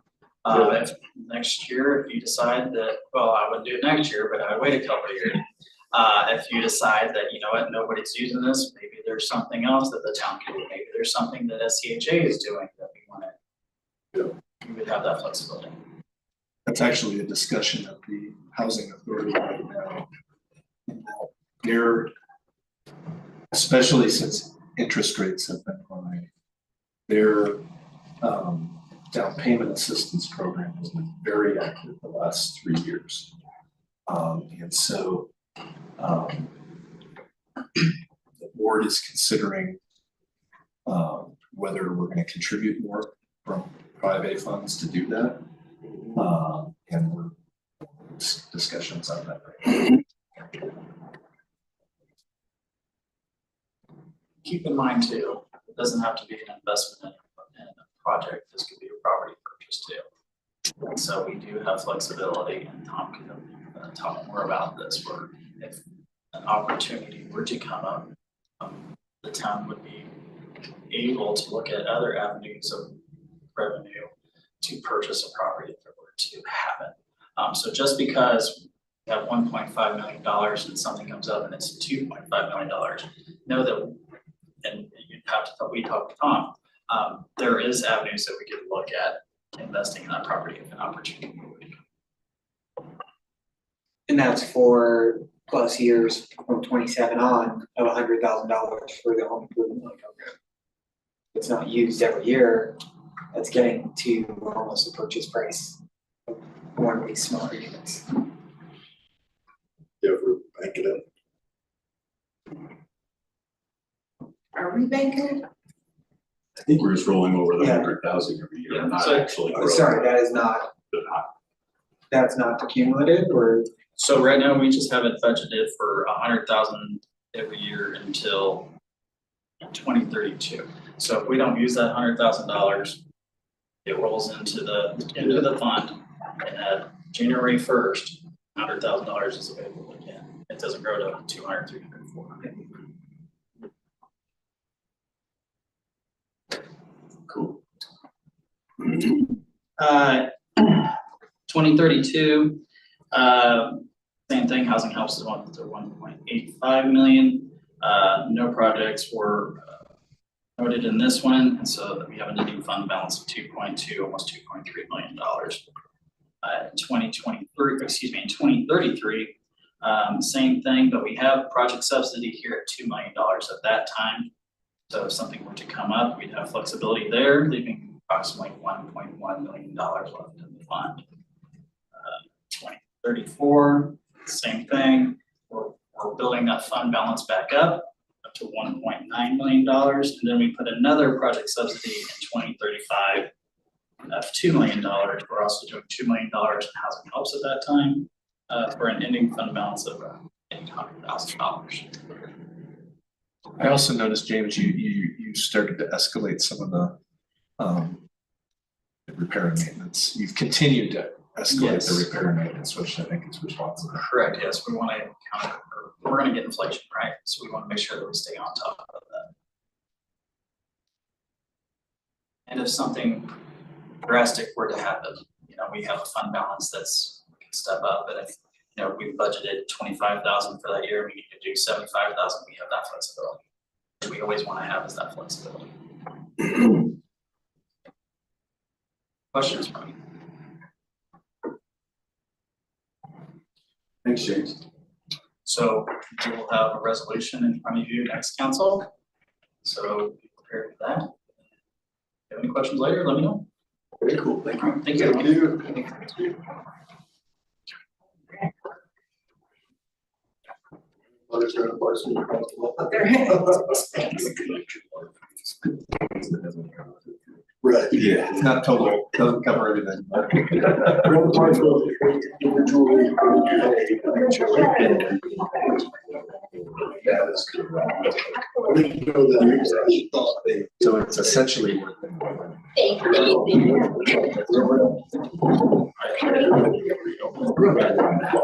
I noticed things and I just. Well, with that, we'll move into it's agenda item number 3, which is going to be building with division updates. So Katie, whenever you're ready. For Stacy to get it up here for us. Yeah, I can't totally. see well, she does it 10 times quicker than me. Oh, yeah. Thank you. Now you're ready. Thank you. Great, so today we have Kara and John here, and I'm gonna have them introduce themselves a little bit more fully, but you saw in the packet, the agenda, the PowerPoint, they'll expand a lot more than just what you saw on the presentation tonight. Really, this is a great chance. It's been about a year that we've been fully utilizing their company, and I have heard as the development staff a lot of very positive. I can honestly say I've actually only had 3 complaints in a year that I have heard. I don't know if you have heard others, if there's others out there, but I have gone from hearing numerous complaints a week about customer service and review timelines in our building realm.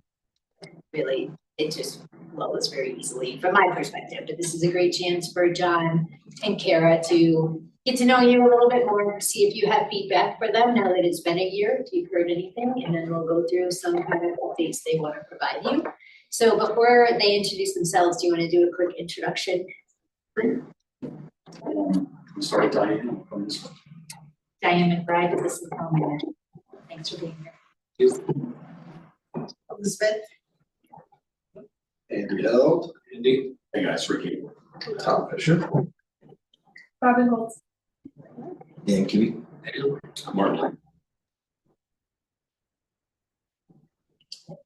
Jump in. Right, well, thank you for the opportunity to talk to everyone. As Katie said, it's been about a year since we made the transition. I thought it was just a good time, as we're talking a little bit later in the presentation about road adoption, to check in with everybody and talk about what we've seen and maybe get some feedback on what everybody else has heard or seen in terms of how things are working since we began the transition. My name's John Schumacher. I am the owner of Comprehensive Building Code Services. I've been in building inspection for about 26 years. I was in construction before that. I've been a building official for 19 years or so in about 6 different jurisdictions in the metro area, 1 in South Dakota. I've done some consulting work with an engineering firm and also on Ellsworth Air Force Base project that they did. I have worked as almost, I think, every position in the building division. I've been a permit technician for a brief period of time. I've been an inspector, plan examiner, building official, code, housing code enforcer, as they called it in my one location. I didn't really like that term, but so I worked with housing code, property maintenance code, and things like that. So I've done a little bit of everything, and opened my company a couple of years ago after having worked with the engineering firm in 2019 and doing similar sort of work. And during that time in 2019, I actually worked for Frisco a little bit through RG and Associates, one of the firms you were using before. And so the opportunity presented itself for me to out of local jurisdictions and to do this on my own. And then I got an opportunity to work here in Frisco doing supplemental work on plan review and on building inspection. And then the opportunity arose last year to transition and start to do this full time for you. We're happy to be doing that. I think that we're doing a pretty good job. We've had 3 complaints, like Katie said, and I will tell you that we are asking for feedback, not only here, but we ask for feedback out in the field because we don't want the 3 complaints. I mean, realistically, we're probably going to have a few, but we're interested in making sure that we are functioning in a way that's meeting the needs for the town and also that is meeting the needs of the customers. And that's customer service focused. That's I think something that's maybe a little different than I've experienced in my career. So tonight I'm going to let Kara introduce herself and tell you a little bit about her, and then I'm going to talk a little bit about just kind of our customer service philosophy, some of the service enhancements that we've made since we took over last year. Talk a little bit about some other service enhancements that I think may be beneficial and get some feedback on that. That's part of the process changes.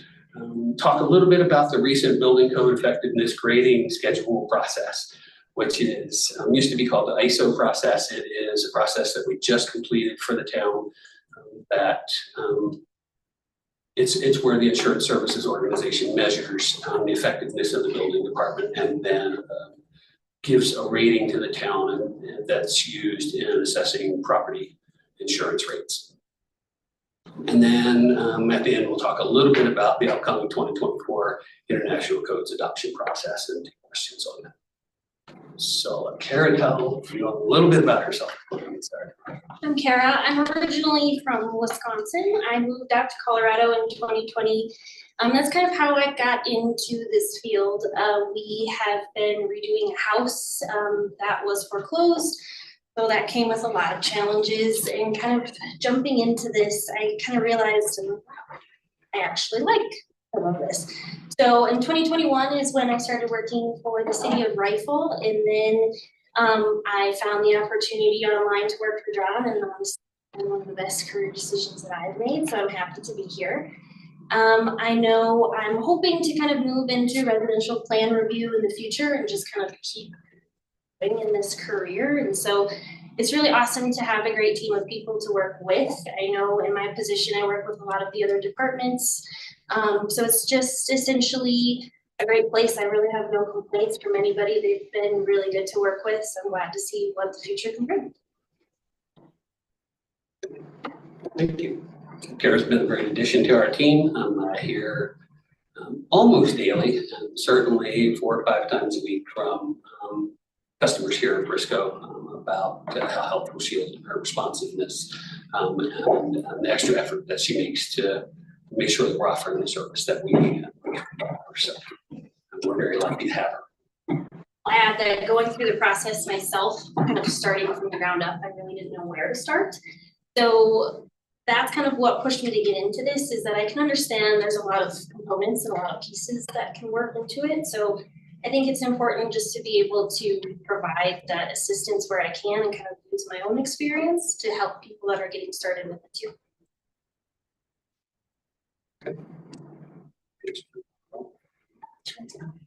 Usually I have to try a lot of different options.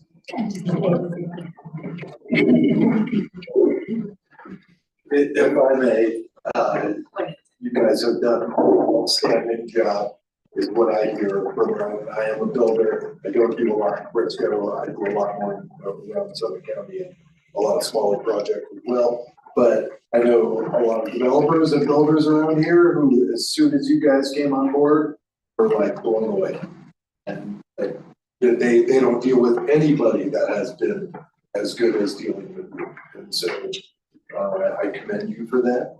I have talked to you, Kara, a couple times, and I appreciate, you know, your attentiveness and all, like you're right on top of it. And the 3 complaints, don't take that personally. You know, Because we did more than that. Their own issue. You know, and so that's. In this case, the measure probably isn't who's not complaining. Second, Andy, needs to be, but just this operation's taken over multiple constituents. Start blown away by it. And I actually know a few contractors that for years refused. Absolutely. And 2 of them, which is a good thing, contractor competition, are now coming back to work because of that change. It's good to hear that. Thank you. Well, as it says a little bit about us, I've already talked a little bit about that, but we are customer service focused, right? I think that I have a little bit of a different philosophical approach than a lot of building officials that I've worked with. I feel like there's a way to achieve compliance with the code. It's not enforcement, it's compliance, and there's a way to work with people, and that in a way that helps them understand why we do what we do and help them accomplish what they need to. And so that's sort of our focus, is to communicate in a way that is collaborative and that helps guide them through the process, not just go out and criticize what they do and force them into something that they really don't understand, or in some situations where there are other options that meet the intent or the code itself. So, like I said, I've been doing this a long time. Our team, there's 3 of us on the team right now. We just signed another contract and are looking at hiring another individual. We're We're really just looking at expansion in the next 3 or 4 months, and honestly, I'm sort of weighing that. I don't want to get too big. I like being able to offer that personal attention that we can offer to Frisco, and I don't want to have a lot of contracts that maybe take away from that. So we've been doing this a long time. We have Kirk, who's not here tonight, but he works with us. He's been in building inspection almost 30 years. So we have 60 years of combined experience between the 3 of us in 10 jurisdictions. We have a network of folks that we work with, architects, engineers, planners. Like I said, I've been able to official in a number of different jurisdictions. Have a lot of connections with those folks, a lot of people that I can tap for perspective in particular situations. And one of the measures usually of qualification for inspectors, building officials, and others is certifications by ICC, which is the International Code Council. And so we have 25 of those certifications, and we're always looking to expand on that. I'll interject because John and Kara are very humble. I believe it was, we found out recently, we had 7 certifications. We did with them, was it 7? Yes. 9, 7, right? So we've gone from having only 7 certifications in our building department staff, because we were always short-staffed also. Now having a division that we can say has 25 certifications. So I mentioned earlier about service enhancements that we have enacted since we started doing this full-time for the town. We have reduced our plan review times by about 75%. Our average plan review time right now is about 4 days. And so that's down that 75%. We really focus on that in terms of our customer service orientation. You can't do the work if you don't have a plan review and have a permit. It's important not only for the contractors to be able to rely on our plan review times that we promise and be able to stay on their schedule. It's important to the town. Sooner those projects get done, the sooner the town starts to collect revenue. So we focus on that, and I'm really proud of the fact that we reduced plan review times in that way. We've tried to be very responsive. You mentioned Kara and her responsiveness, and I hear that all the time. I try and do the same, so does Kirk. We try to be responsive to customers, whether that is returning calls or emails, that's sort of responsiveness, but also doing inspections that are not scheduled. Some contractors will call and say, if you're in town, can you stop by? Try and be responsive to that. We almost always are able to accommodate that. And that type and level of responsiveness is something that we also try and focus on. We think is important in our interactions with the community, but also in the community's perception of us and the process of the town, and subsequently their willingness to participate in the process. I find that we get a lot less work without permit incidents if people are getting their permits quickly, and they're getting timely and valuable reviews, and they're getting that communication. They're more likely to get a permit. We have less need to deal with some projects that don't have permits. There's people in these communities that do work without permits. I think there was the 3.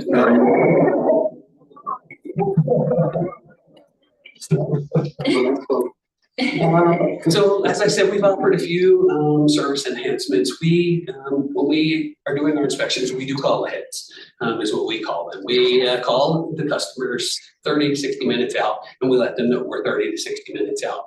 That's beneficial so that folks don't have to sit around all day waiting for us. Some programs are AM, PM time slots, some are 2 to 4 hours. 30 to 60 minutes seems to work well for people. They can go to work, they can do whatever they're doing, and we give them that call, and it gives them enough time to get back and meet us to do their project. And for the contractors, it allows them to work on multiple projects and not sit around and wait for us all day, which time is money for all of it. So one of the other things that we do are courtesy inspections. We started doing a lot of courtesy inspections and encouraging those courtesy inspections. Contractors can call in, request a courtesy inspection, leave a note, and tell us what they want to talk about. Oftentimes they are especially in remodel projects, run into things that you're not anticipating, things that aren't in accordance with the plan that you submitted because there's something different. And so we offer a courtesy inspection. We'll go out and we'll meet with them and go over whatever it is they want us to go over. Sometimes there are folks who are doing the work and they're just not clear about what the code requires or how to do that work. We find that it is beneficial for them and for us from a time perspective to go out and meet with them and go over how to do that and talk to them a little bit about what they need to do to be compliant. We don't necessarily design the project for them, but oftentimes they have a design that they don't understand. Our team has some inspection or some experience in construction. And so oftentimes we can explain that to them and help them understand that and even be there with them as they start to put something together. But yeah, that's the way you do this, do the rest of it this way. So we find that we're getting a lot of courtesy inspections and we're getting a lot of feedback about that now. One of the other things that we implemented was temporary certificates of occupancy. That has always been in the code, and the ability to do that has always been there, but that wasn't what the town was doing for a while. My experience as a building official is, and especially since the problems that occurred in the pandemic with supply chain issues, is that oftentimes there are small portions of a project that are missing that aren't affecting life safety or health, and allowing businesses to obtain a certificate of occupancy that's temporary and open while completing that benefits that business. It also benefits the town, right? We start to offer services and they start to collect tax revenue. So we've been doing that, and we've gotten some feedback, especially on some of the larger commercial projects. That typically when we do that, we haven't really done that on any residential projects, but typically on commercial projects is where we're doing that. We're getting good feedback on that. The other thing we're trying to do is inspection consolidation. And what that means is when we generate a permit, when Kara takes in your application, she creates the permit for you, it automatically assigns a huge list of inspections to your permit. Oftentimes, those inspections are not applicable to your permit. And so we have started to remove those unnecessary inspections and make sure that the list is accurate based on the type of work that you're doing within your project. And that has reduced a lot of the confusion that we've seen on projects and the difficulty people have been experiencing in calling in inspections. So I said we had some proposed changes, and a few of them are fairly significant. And I have been getting some feedback on some of these proposals out in the field, but I'm curious to get proposal from others. One of them is, as you can see, single multi-discipline permits for new construction. So right now, if you're going to build a new home, you get a building permit, and you get a mechanical permit, and you get a planning permit, or I mean a plumbing permit, and you get a fireplace permit, and then you go to the county and you get an electrical permit. In a lot of jurisdictions, which I've worked, you can buy a building permit, and the plumbing and the mechanical, that work is, the fireplace is just part of mechanical, it's not separate. All of that work is a sub-permit under the one building permit. And so, today, and as a matter of fact, as I was doing the inspection today, a contractor said to me, I can't call in my fireplace inspection because that's done by another company and they purchased a permit, and I don't have their login, so I can't request the inspection. And so typically we will do that, and we'll contact the fireplace company. So we were out there, we did your inspection for you. But if that's all under one permit, the general contractor then has access to all of that information related to those permits, the results of inspections, other things like that. But they also have access to all of that inspection list for all of those different types of work. And that makes it a lot easier for them to track who's doing what. Oftentimes we go out, there's a building permit, but there's no mechanical or plumbing permit that's been provided to the general contractor. So there's nowhere for us to sign off. They only have an electronic record, but they often don't have access to the electronic record because they don't have access to the building permit. So that's something that we would propose as a change is on some of the new construction that we have a single permit that encompasses all of the disciplines. makes it easier for all of the contractors, because all contractors then have access, but especially the general contractor has access to all portions of the work and can better plan and schedule around that with that knowledge. So that's one thing. You wanna pause here and see if we have any feedback on each item? What do you guys think? Very good. I mean, it's just to have it so fragmented, what you guys are doing is being facilitators, which, is really, I really appreciate, because that's something that I think that we, the government, just kind of lack, in the past, it's a little more of people coming to us and, it's an ad hoc kind of thing, as opposed to, being able to fast track it with intent. So I'm on board with that. Is that a difficult change within community core to do? No, I wouldn't say it's difficult. It's a little tedious. We want to make sure when we do it accurately. So it probably will take 2 or 3 months to make the change and do it in a way that we can practice with it a little bit, make sure that the lists that we have are comprehensive, that the access is the way it needs to be so that all contractors have the access. But no, I don't think it's difficult. We just need to make sure we don't want to roll it out and then have to make additional changes. When we do it, we want to make sure we go through that process and are very focused on that, so that it's when we roll it out to the contractors, because that'll be a big change for them. We want to make sure it's fully functional for them. And then a couple of some other questions with that. Is that change our fee structures at all? And then how will that work with electrical, considering that's a county process?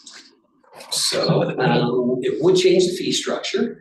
And what we would do with that is, and talking to contractors, they understand that we would just calculate what the typical fees are now for the plumbing and mechanical, and we would roll that into the fee structure and have differing fees for the building permits based on whether it's new construction and all inclusive, or it's an individual building permit for, say, a deck or something like that. There'd be 2 different tables to use so that it's fair and it's relative in the way that it should be. And I think electric. Now, so electric is through the county. That, I hear varying feedback about that. I hear some folks say that's difficult and it's time consuming, and other folks say, I've been doing it forever, it's not a problem. It would be great if we could do all of that together, and I hear that from all of the contractors, even the ones who say they don't have a problem doing it through the county. It would be a convenience for them. It would add an additional cost for what they're paying at the county.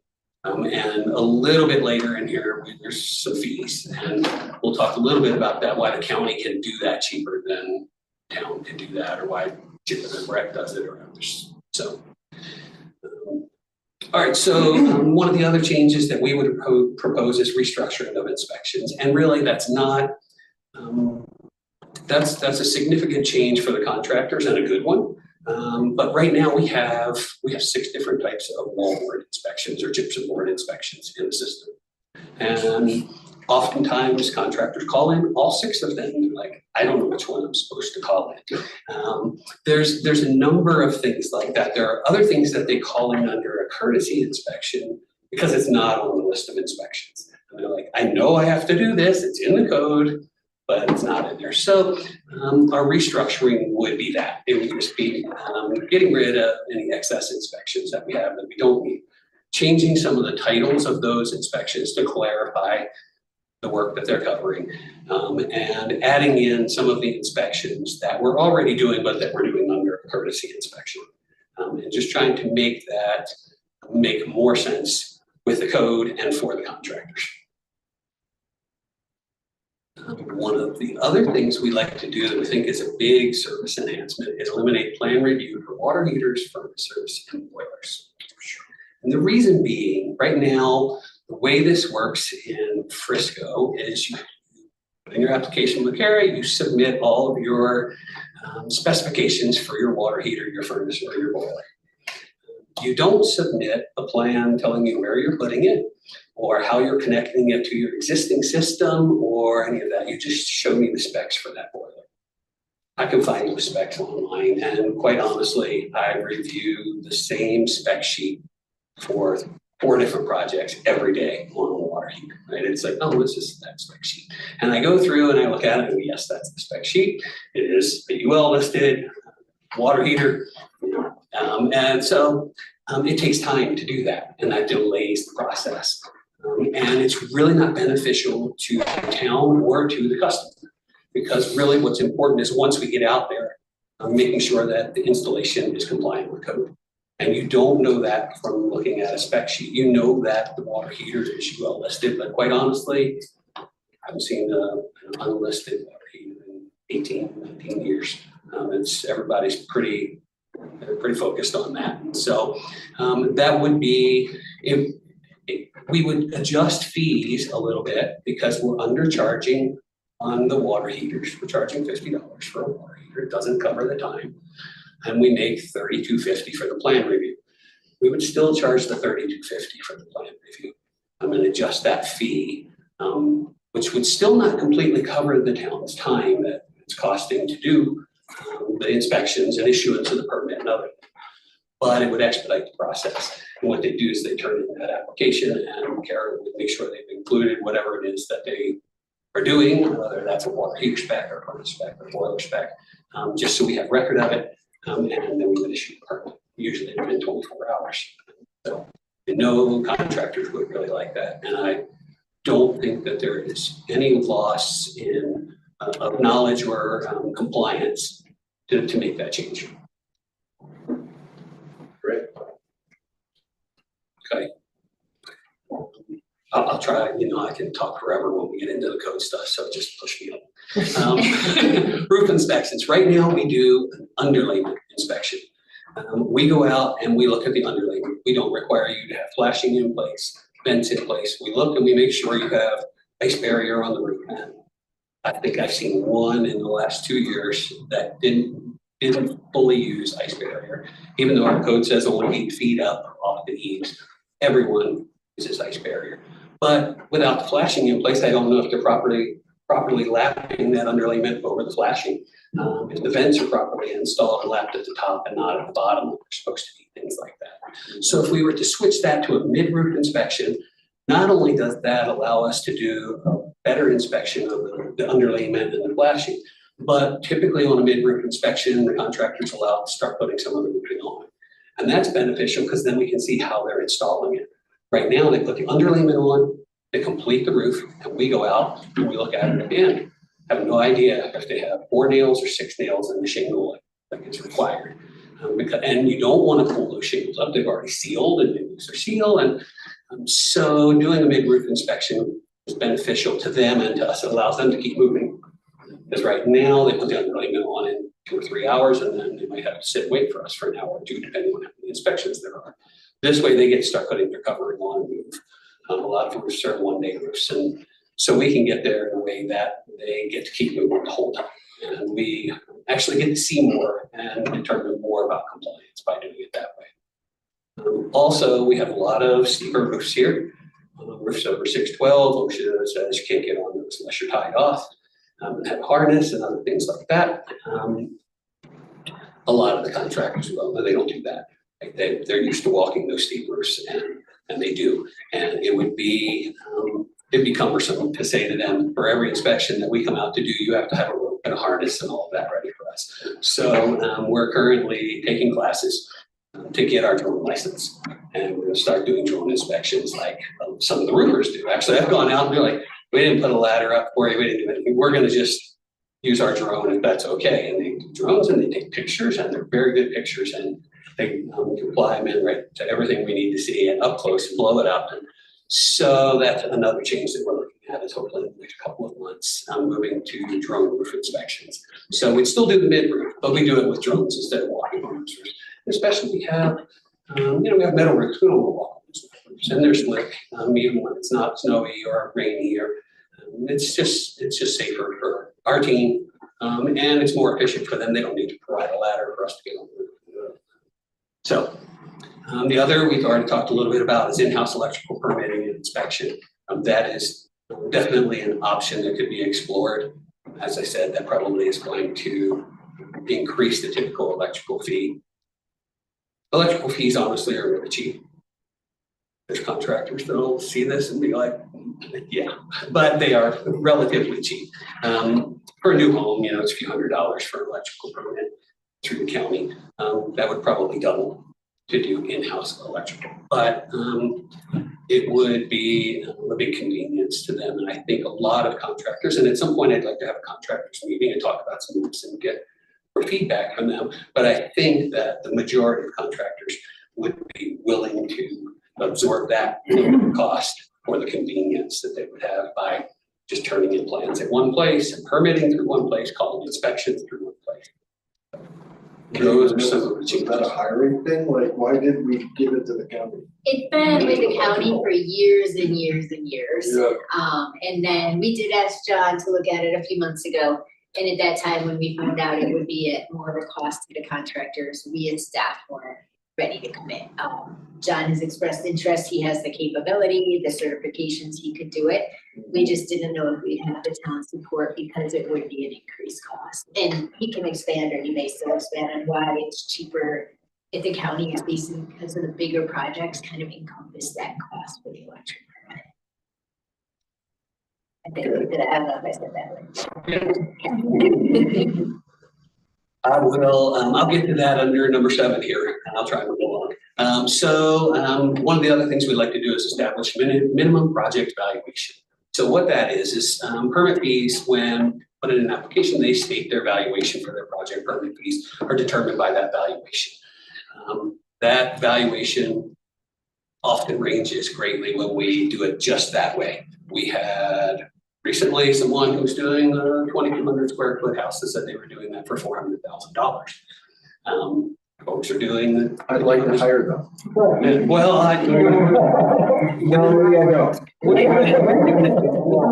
official and a little less politically correct. I did once say to a contractor for one a basement finish, he said he was doing it for $3,000. I'm like, I would like the same. I would like you to do that in my house. I want to sign a contract with you if you can do that for $3,000. So, you know, we want that to be fair. People are competing, and if they know, you know, permit fees are a significant cost of a project sometimes. And someone who is putting a real valuation and someone who is putting down $500 a square foot or $50 a square foot, there's that big difference. And it's just not fair competition for some of those folks. Plus the town loses that revenue, right? There's ICC has, that's the International Code Council, they publish data every 6 months, and that is based on the average home price in the country. And they establish a minimum per square foot price that you should value a project at. And there's some modifiers depending on the area. But so here, ICC says close to $400 a square foot. Around $385 to $390 a square foot.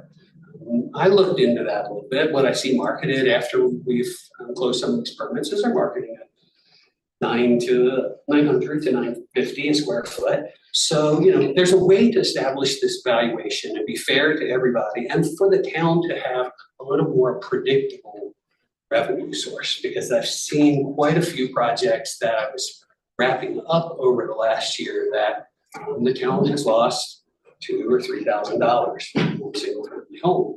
And if we do 15 of those, that starts to add up. And so it's something that a lot of jurisdictions do, especially on new construction. They use that ICC data. They publish it on their website and they say, we're using this data. And to be completely honest, most of the valuations will come in at exactly what the ICC data says, because it's always lower than actual cost to build. But at least there's a minimum value that's been established, and it adds to that predictability when you're projecting revenue over the next year or two and things like that. All right, building mechanical plumbing fee updates. So there hasn't been permit fee updates since 2020. We haven't had those. Mechanical and plumbing fees are interesting right now. They're done on this very strange percentage that allows for the same fee for a project from $0 to $6,777 and change. The fee is $50, anywhere in that range. So what's happening is we're doing some of these projects that are a little more complicated. Where you're doing a kitchen remodel, the plumbing portion of that, they put down $5,000, right? So we do that for $50. You can imagine how many inspections we do in a plumbing permit and plumbing inspections for a kitchen. And the town's losing money on that. And it's not the way a lot of other jurisdictions, even neighboring jurisdictions do it. They do it on the same fee schedule that they use for building. So your building permits have a fee schedule that is different than the mechanical and plumbing fees, and where they set that minimum $40 value. And so what would happen is a water heater would go from $82.50 to $126 and change, I think it is. So that's an increase, but it's certainly not, doesn't break the bank. It's not a huge hit on the contractor's profit margin. But the fact that we do 100 of those every year, that's $5,000 for the town. And these little changes that really are warranted in terms of trying to cover costs and are in line with everyone but the county are beneficial to the town. And they're not significant, I think, having been a contractor. As a contractor, any fee change you complain about, that's just, you're supposed to, right? I mean, you're going to try to maximize your profit and you want to minimize your cost. But I don't think that it's going to generate a huge uproar to pay $50 per a water heater or other things like that. But it's a little error in there because water heaters coming in at a valuation of $3,000, and those guys who are doing a plumbing remodel in a kitchen who are putting $5,000 will pay a little higher fee, and they should, because there's more inspections to that. Water heaters typically one inspection, it's compliant. So you know, I know that fees in general are a bigger question and a bigger conversation, but it's just our suggestion of that. Look at that and maybe update some of that. The part about the county is, so the county does a lot of large commercial projects.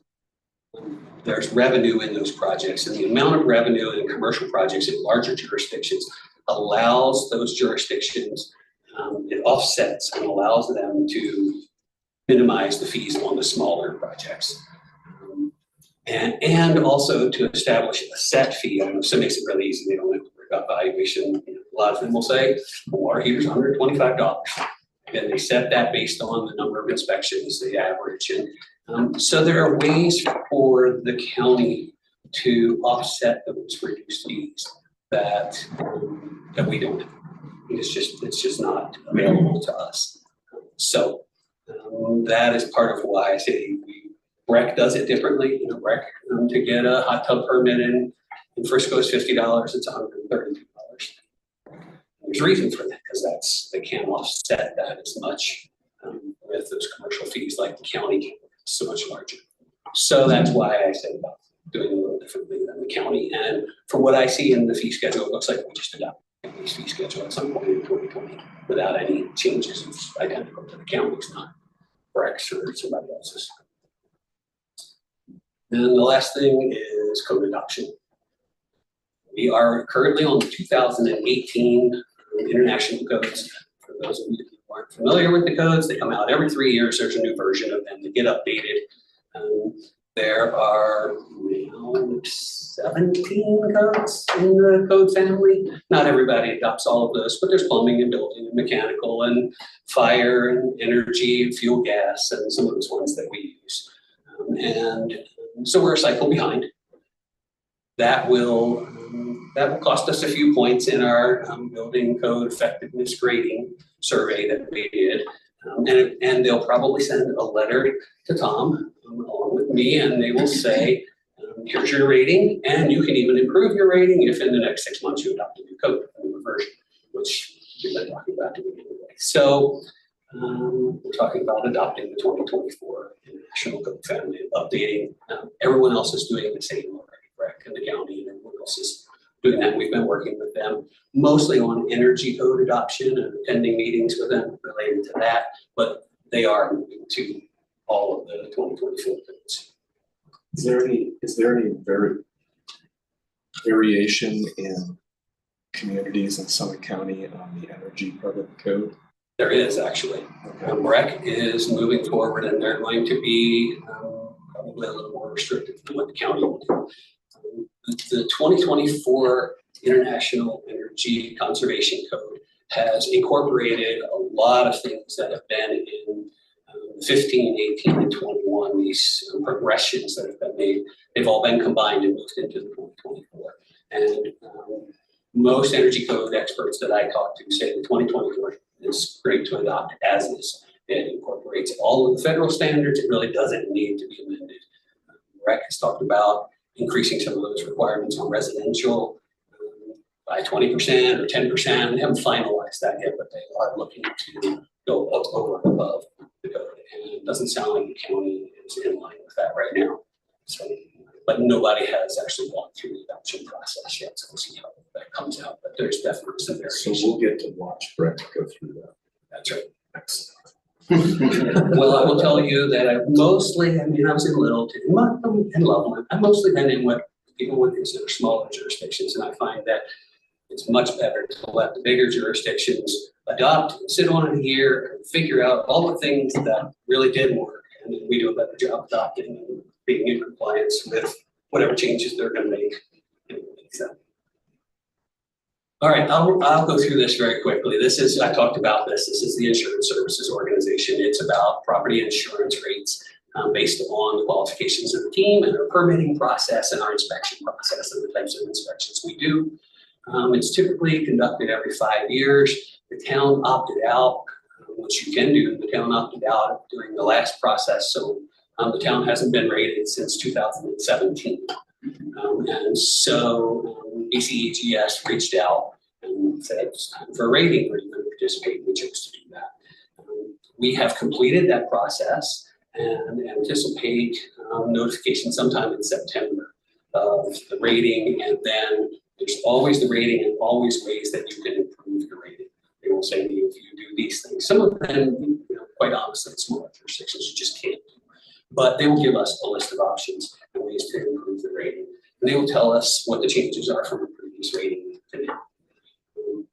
And so some of the data that we looked at, survey was over the last year. So some of the data we were looking at is over the last year, we've done 467 permits, so 60 plan reviews and 2,050 inspections.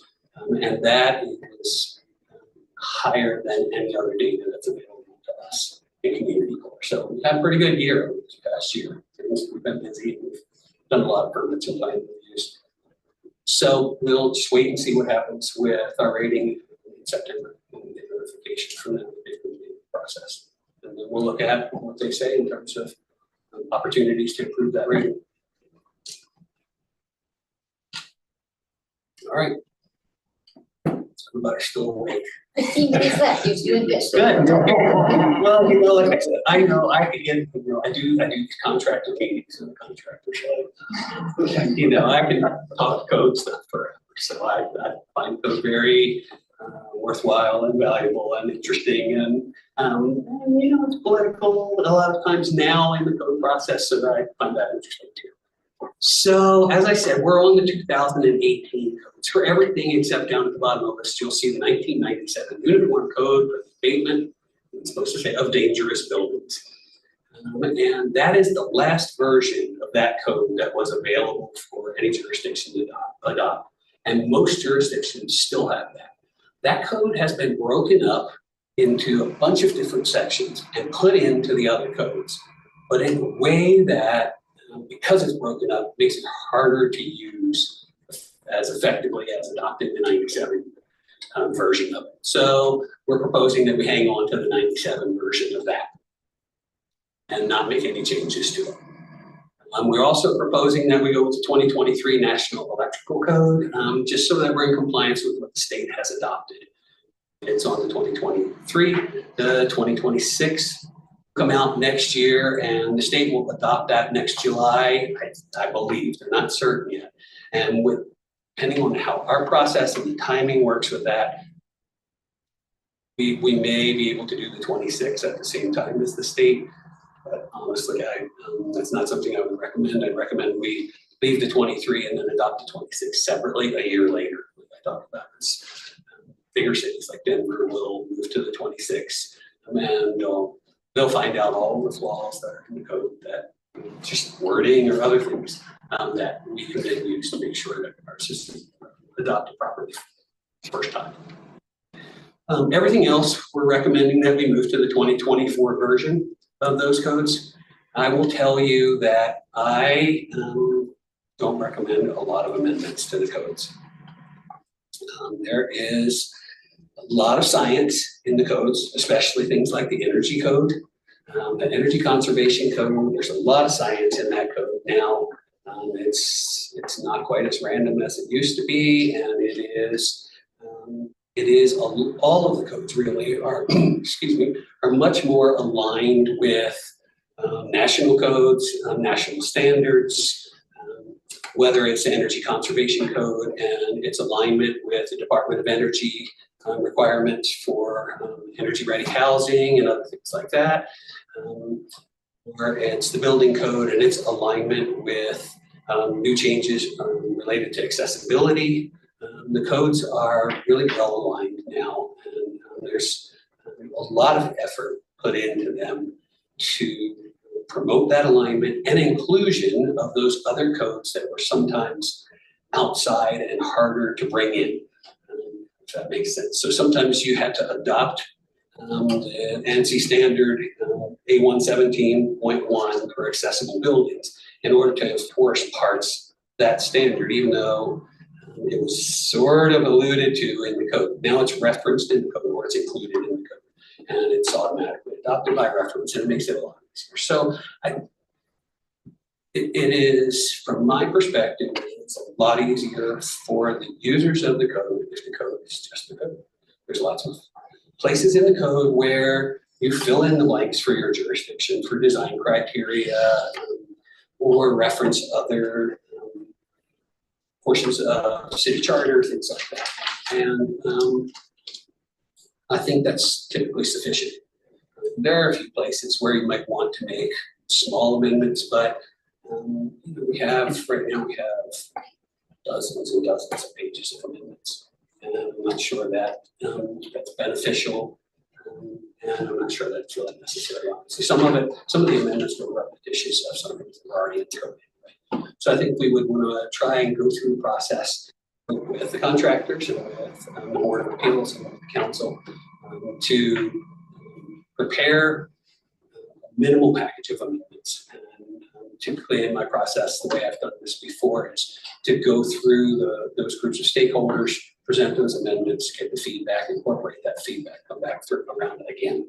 So by the time it comes back to council, it's been through a contractor group of stakeholders and the Board of Appeals at least twice for their feedback.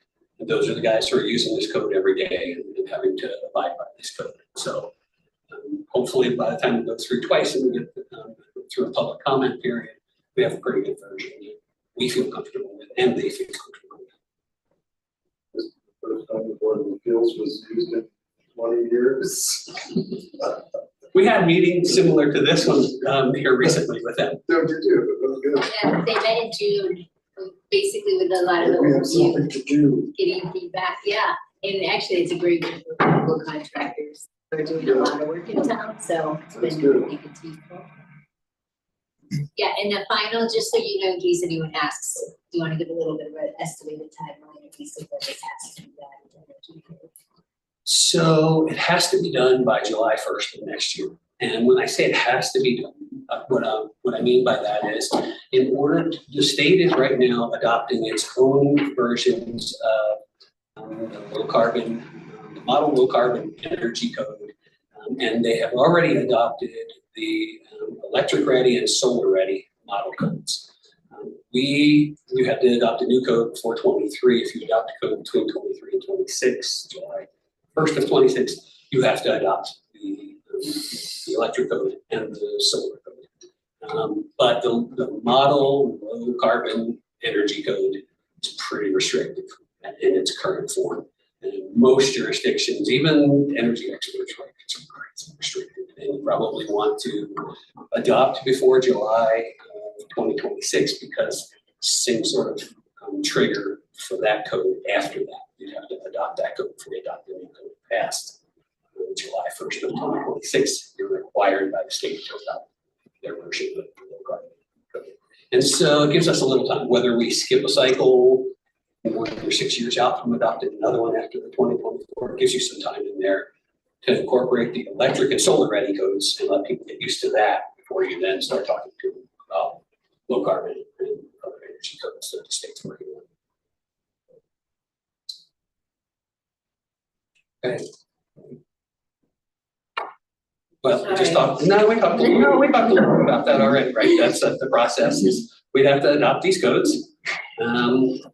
We do minimal amendments and we'd go to through the boards, through the stakeholders and get that feedback, right? From those folks that survive using this code. All right, these are the questions that were kind of in the memo. We have just 5 to 7 minutes left. If you want to go through them, if you want to just provide general feedback, we'll ask how you want to use the last few. I have a couple of questions. One is for you, Katie. I see there's a cost savings with the outsourcing. It's great. But my question to you is, if I'm saying, if I phrase it correctly, is are our permit fees covering the cost? So for 2025, it's difficult to say because the way the town budget was set up was it was only a small amount for contractor costs and a large amount for salaries and wages. So it's not an even distribution. But what we did for the 2026 budget planning is even though community development has, since we have multiple areas, I actually took John's proposed his anticipated revenue that he thinks we would make with proposed fee changes and took that with the proposed contract cost for 2026, and that does all compensate for each other. So it's hard to say in 25, we definitely have saved a lot of money, we're getting a lot more revenue in, but the line items in the budget are all mashed together. 2026, we've got that clearly separated and the revenue would pay for the services. Got it, thanks for that. And then my follow-up is, and I may be, keep me honest if I may be confusing my codes. There was a lot to do about adopting a new energy code a few years ago, the blower door test thing, when that all came to fruition. And there was a big concern within the community that there weren't enough inspectors. HC3 was offering grants for inspectors to go get certified. Which code is that, I guess, is my ignorant question, other than the energy code? Is that a specific Summit County code, or is that international code? Does that fall within the code that we would be looking to adopt? And do you provide those services? So that would be the 2018 International Energy Conservation Code as adopted with amendments. And so the town adopted that code with a large package of amendments that impose some of those requirements, and including the requirement for compliance with the Department of Energy Zero Energy Ready Housing Program. And that is what then triggered the need for those types of inspectors from HC3 or Northern 39 or Deeper Green, any of the other organizations, just because it was so complicated and it took so time consuming. It's also very costly. In the 2024 code, those requirements are still there. They have added a prescriptive path.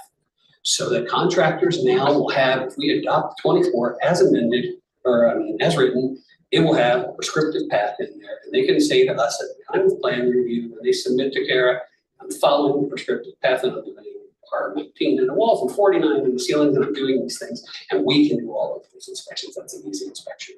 And they'll always have to do the blower door test, but that's always done by a third party firm anyway. Okay, that is a great answer.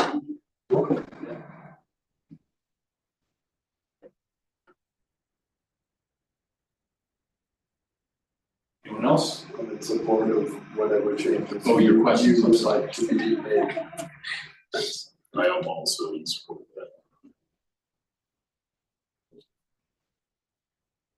that. I will, those who might have questions, I will tell you that any changes that we propose, the intent of those changes will be to streamline the process for everyone to improve our customer service, to make sure the town's covering its costs, but in a way that's reasonable and not going to overly affect contractors. Just make sure that we're offering the best service we can, best price we can, and the best product that we can get from a compliance standpoint at the most reasonable cost. So to the group with bullet points 1 through 4, is everyone okay moving forward with the recommendations from Katie and staff? Yes. Got it, Kate? Got it, that's easy. Yeah. Any input, and I was gonna ask this, but since electrical was brought up a little bit more, do we wanna consider that? Having John's company analyze a little bit more for the town if they were to take that fully over, or leave it with the county? I would land with it's worth looking at, but I would also you guys, I really like the fact that you came back and said, you know, we're not ready yet. It looks a little too cost prohibitive. So if you guys are using that lens, me for myself, I'm comfortable. But the rest of the team? I agree. One-stop shop, basically. Yeah. And before we do that, we would present something to you that says, this is what the cost changes would be. This is the current cost, this is what the cost differences would be in order to make this change and present to you the effect that it would have on the contractors from a cost standpoint. But also, then we'd also lay out a little bit of the advantages. One last question that I forgot to ask it earlier. Are you contracted with any other municipalities within Summit County? No, I'm Just asking. I will tell you that we just sent out 100 marketing packages yesterday. But you don't wanna get too big. Because my daughter helps me with some of that, and I said something about, getting a 20% response, and she said, "You're gonna get 20 contracts?" No. If I even got 20 people who wrote back and asked questions, that would be great. 100 packages, they'll sit, honestly. They'll probably sit for a year or two. We actually mail out a physical package, because the most recent contract we got, they said, yeah, we got this from you like about a year and a half ago. We've been transitioning from our current firm. And so that's the way that works. So I'll send out 100. I wouldn't take the I'd be shocked to get 5 calls, but that would be great. And no, we don't want to get too big. We really don't. I'm not looking to be one of those other companies that has 20 jurisdictions or 30 jurisdictions. I'd really like to, we market it a lot in Summit County and along the I-70 corridor, because I'd like to kind of group together and maybe offer services to a small group of people along the way. And a couple I've reached out already anyway. So. Great.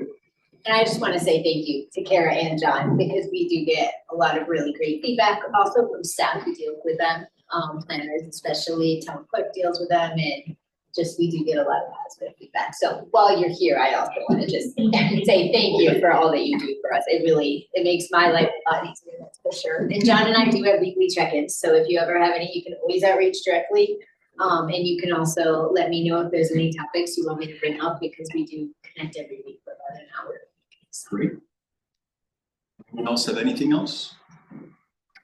Thanks very much for next presentation. Thanks, Steve. Thank you. Thanks, Tyra. Could you?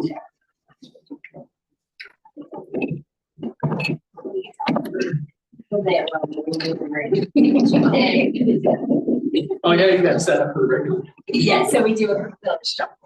Good.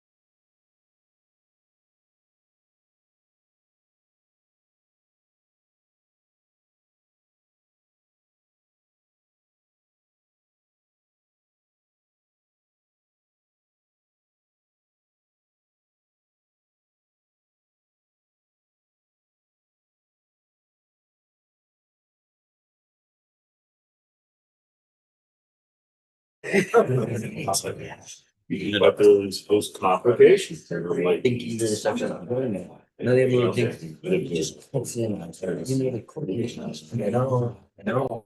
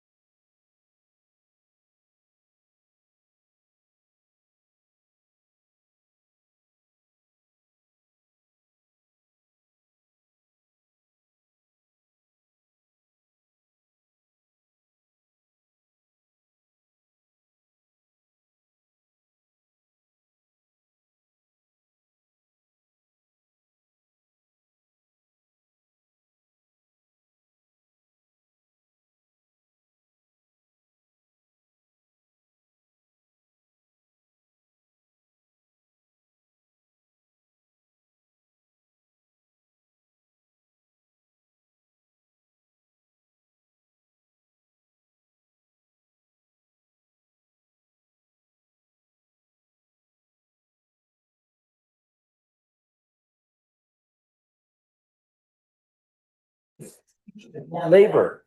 Ready to go when you are. 60, you can't get anybody for 60. Everybody, and welcome to the regular meeting of the Frisco Town Council for August 12th, 2025. With that, can we please have a roll call? Here. Held. Here. Here. Here. Ryan. Here. Goldstein. Here. And Kibbe. Here. Great, thank you, Stacy. With that, I'll open it up to public comment. The floor to public comment time is reserved for items that do not have a public hearing later in the agenda. If you plan to make a comment on an item that appears later on tonight's agenda, please wait until that item is announced and the public comment is requested at that time. State your name and address for the record, be topic specific, and limit comments to 3 minutes or less. No council action is taken on public comments. At council meetings, council takes public comments under advisement, and if a council and/or staff response is deemed necessary or appropriate, the individual making the comment will receive formal response from the town at a later date. It is recommended to sign in at the welcome table at each meeting, and if providing in-person comment, and include contact information for follow-up communication. And with that, we're open to public comment. Do we have any public comment in chambers? Any public comment online? Yes. Alex, go ahead. Hello. Hey, can you guys hear me? And thanks. Hello. Hey. Okay. Alex Beach, 951 Lake Point Drive. I wanted to we're gonna take a break from the housing fight this week to talk about something else that I think is important in town, with our pedestrian and bike safety. I've been one of the best parts about living in Frisco is, our amazing rec path system, and, biking to and from the amphitheater for shows and, you know, with the rise of e-bikes, there's been way more traffic on the rec paths lately, which is great. People are taking advantage of that. I know that fits with Frisco's comprehensive plan, getting more people out, not using cars, reducing the traffic. But one thing that is happening more and more, and I see it all the time, is some near misses on the stretches of rec path that are along Dillon Dam Road. I know for the town of Frisco only has jurisdiction over the little section. As soon as you get on Dillon Dam Road around Heaton Bay, the county has the much bigger section. So that's something to talk to the commissioners about. But I think the town of Frisco could really kind of lead the way on that, maybe putting a guardrail in there. There's so many people riding back at night now from the amphitheater with not very many lights. And even if they do, you know, there's drunk and high drivers. You have people even during the day that are obviously, you know, gaping across the lake and at the mountains, and rightfully so. It's a beautiful drive, but they're not paying attention to the bicyclists and the pedestrians that are right along the road. So I think, you know, we should really be thinking about putting a guardrail in there before we have another Summit Boulevard situation on our hands, and then have to reactively add some infrastructure to make it safer for bicyclists and pedestrians. And then the town of Frisco could also be, you know, a leader and do that small section, try to encourage the county to do the much larger and more dangerous section further down towards the dam. So that's it. Thanks, guys. Great. Thank you, Mr. Beach. Do we have any other public comments online? Not seeing any. Got you. With that, I will close public comments and move on to mayor and council comments. We did do the ribbon cutting at 602 Galena. It was very well attended by some big names. Yep. And there were actually many more firsts there than I was even aware of, as I've been working on this for 4 years. And it's really pretty neat. It's a groundbreaking project, and other municipalities are going to be able to use our our plan, our process to be able to fund projects for themselves. So that's a good thing. Good job to everyone, staff included. And yeah, thanks. Great. Thanks. Anyone else? I've been participating on the transit board for, I don't know, maybe 6 months or so with municipal leaders, and there's also representatives from Keystone, Breckenridge, Copper. And recently we landed in a place where we would like to work towards a regional transit authority. And one of the first steps that we need to do is create a formation committee to look at like the planning, the financing, how to implement it and operate it. And so I guess we'd look at geography, municipalities. There's been some extension out to, or conversations with Park County, Lake County, and it would be cool to get Grand County involved to help basically form this transportation system, but also, you know, help finance it and get us all connected. Cool. How do we help with that? Well, you need to, I guess, pick somebody to be on this formation committee. And then there's just I don't know, a few steps like, sharing information with council, giving input on the type of transportation that's needed, where it needs to be, how you're going to pay for it, how it's going to operate. Great. Tom? Yeah, and there's a memorandum of understanding to form the formation committee. That's going to be circulating amongst the communities in the county right now, a draft, and it's likely it will be on your next agenda to adopt that, join the cause. It has no financial commitment to it, just participation. With that, I'll just jump on board and just mention that I've been speaking to other council members about this with Elizabeth. So her and I have been tag teaming this, which has been great. The folks that I haven't gotten with yet, I'll loop you in on some of the other finer details. But Elizabeth would be our subject matter expert. And with that, I would recommend having Elizabeth represent the town of Frisco on the exploratory committee. I would second that. Cool. You guys okay with that? Good, yeah, absolutely. Questions of Elizabeth? Just want to show support for this IGA as a whole. I think Regional Transportation Authority would be a great thing for Summit and the surrounding counties. Obviously, public transit and getting cars off the road is not a for long-term sustainability plan, and this would be a great way to do it. Cool. Great. Any other comments? Thanks, Elizabeth. You good with that, Elizabeth? Yeah, I'm good with it. Very good. That I'll just mention that I want to appreciate staff and all the folks that have been coming out for Thursday night concerts. It looks like it's our banner year, so thank you. It's a lot of work. I appreciate it. And with that, I understand I was out of town this last weekend, but Run the Rockies took place, and it sounds like staff and everyone involved pivoted from a half marathon to a 10K, which is not a small feat. So thank you everyone for doing that, making it a good event for everybody. I was down in Southern Colorado and it was wickedly smoky down there. Yeah. So I appreciate what you guys did. Music on Thursday was great. I was there. Cool. Just have one more comment. Please.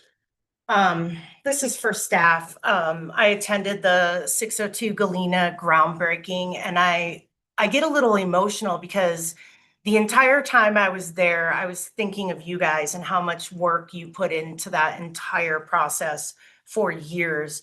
And I wish Leslie was here because I want her to hear it too, but maybe you can pass it on. But I was really emotional, and I just want you to know that I appreciate everything you did to make that happen. And you were on the top of my mind through that entire day. Like, I've thought about you guys a lot, but it just hit me that day. So I wanted to say thank you.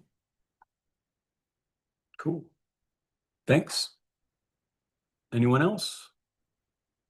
I'll close mayor and council comments and move on to staff updates and town manager. Nothing from staff today. Got it. Cool. Thanks, Tom. With no further updates, we'll move on to the consent agenda. I'm not aware of any significant changes to the consent agenda and would entertain a motion. Mr. Mayor, I move that we approve the consent agenda. Second that motion. We have a motion to approve the consent agenda with a second. Please call the question. Held, Yes. Scripcheck Adrian, Yes. Ryan, Yes. Inkin, Yes. Allen, Yes. Kibbe, Yes. and Goldstein. Great, thank you, Stacy. With that, we'll move on to new business this evening, which is agenda item number 1. It's the first reading of ordinance 25-17, an ordinance approving the grant of a cable financier to Comcast of California, Colorado, Florida, Oregon, Inc., and approving a cable financiers agreement between Comcast of California, Colorado, Florida, Oregon, Inc., and the town of Frisco, Colorado. And with this, I'll open up the public hearing, and we're going to hear from Thad on this. Remote. Thank you, Mr. Mayor. This is a process that the town has gone through in the past, goes through approximately every 10 or 15 years. The town currently has a cable franchise, or has granted a franchise agreement to Comcast, or one of the Comcast companies, and there is an existing cable franchise agreement. The agreement that's in front of you has been negotiated on behalf of the town by the Summit County Telecommunications Consortium. You have a privileged and confidential memo, I believe, in your council packet from that, I think it was, I'm sorry, was it Brandon Dittman of that firm, Tom? Wilson Scarberry. Wilson Scarberry. Oh, Scarberry. At any rate, there's a privileged and confidential memo that concerns some of the details of those negotiations and the results and the provision of the agreement.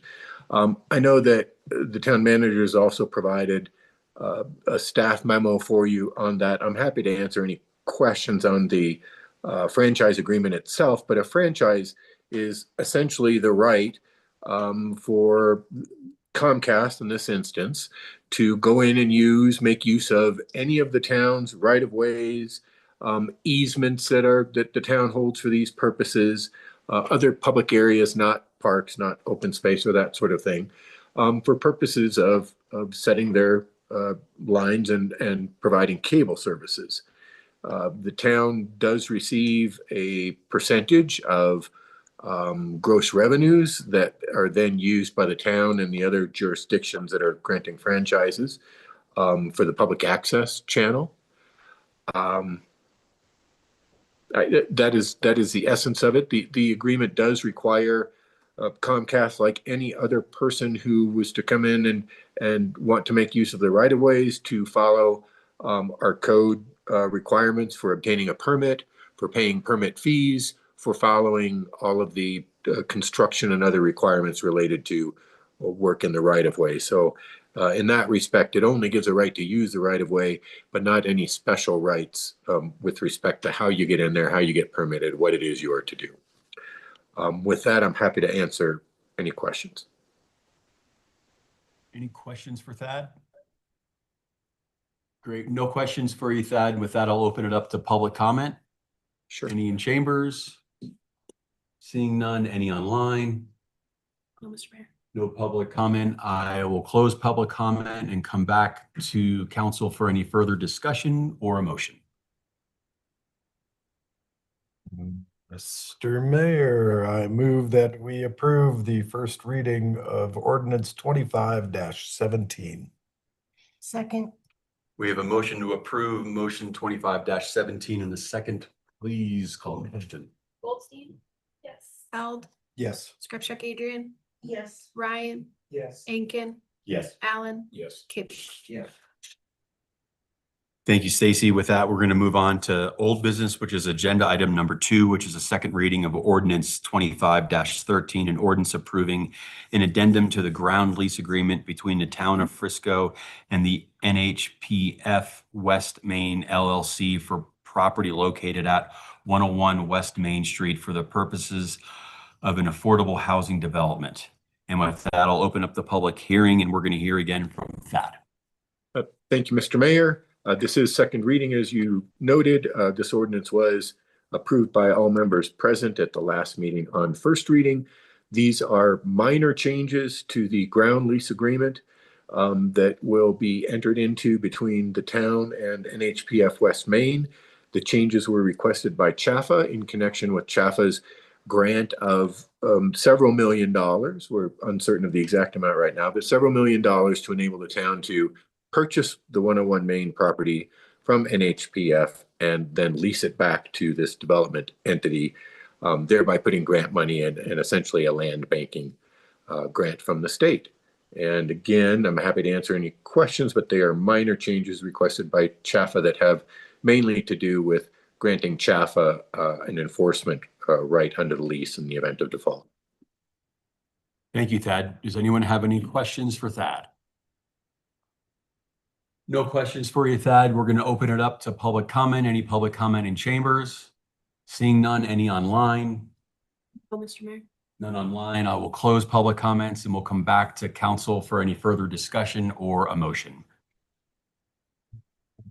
Mr. Mayor, I move that we approve the second reading of ordinance 25-13. A second. We have a motion and a second. Pardon me, a motion and a second to approve our second agenda item this evening. Please call a question. Yes. Yes. Held? Yes.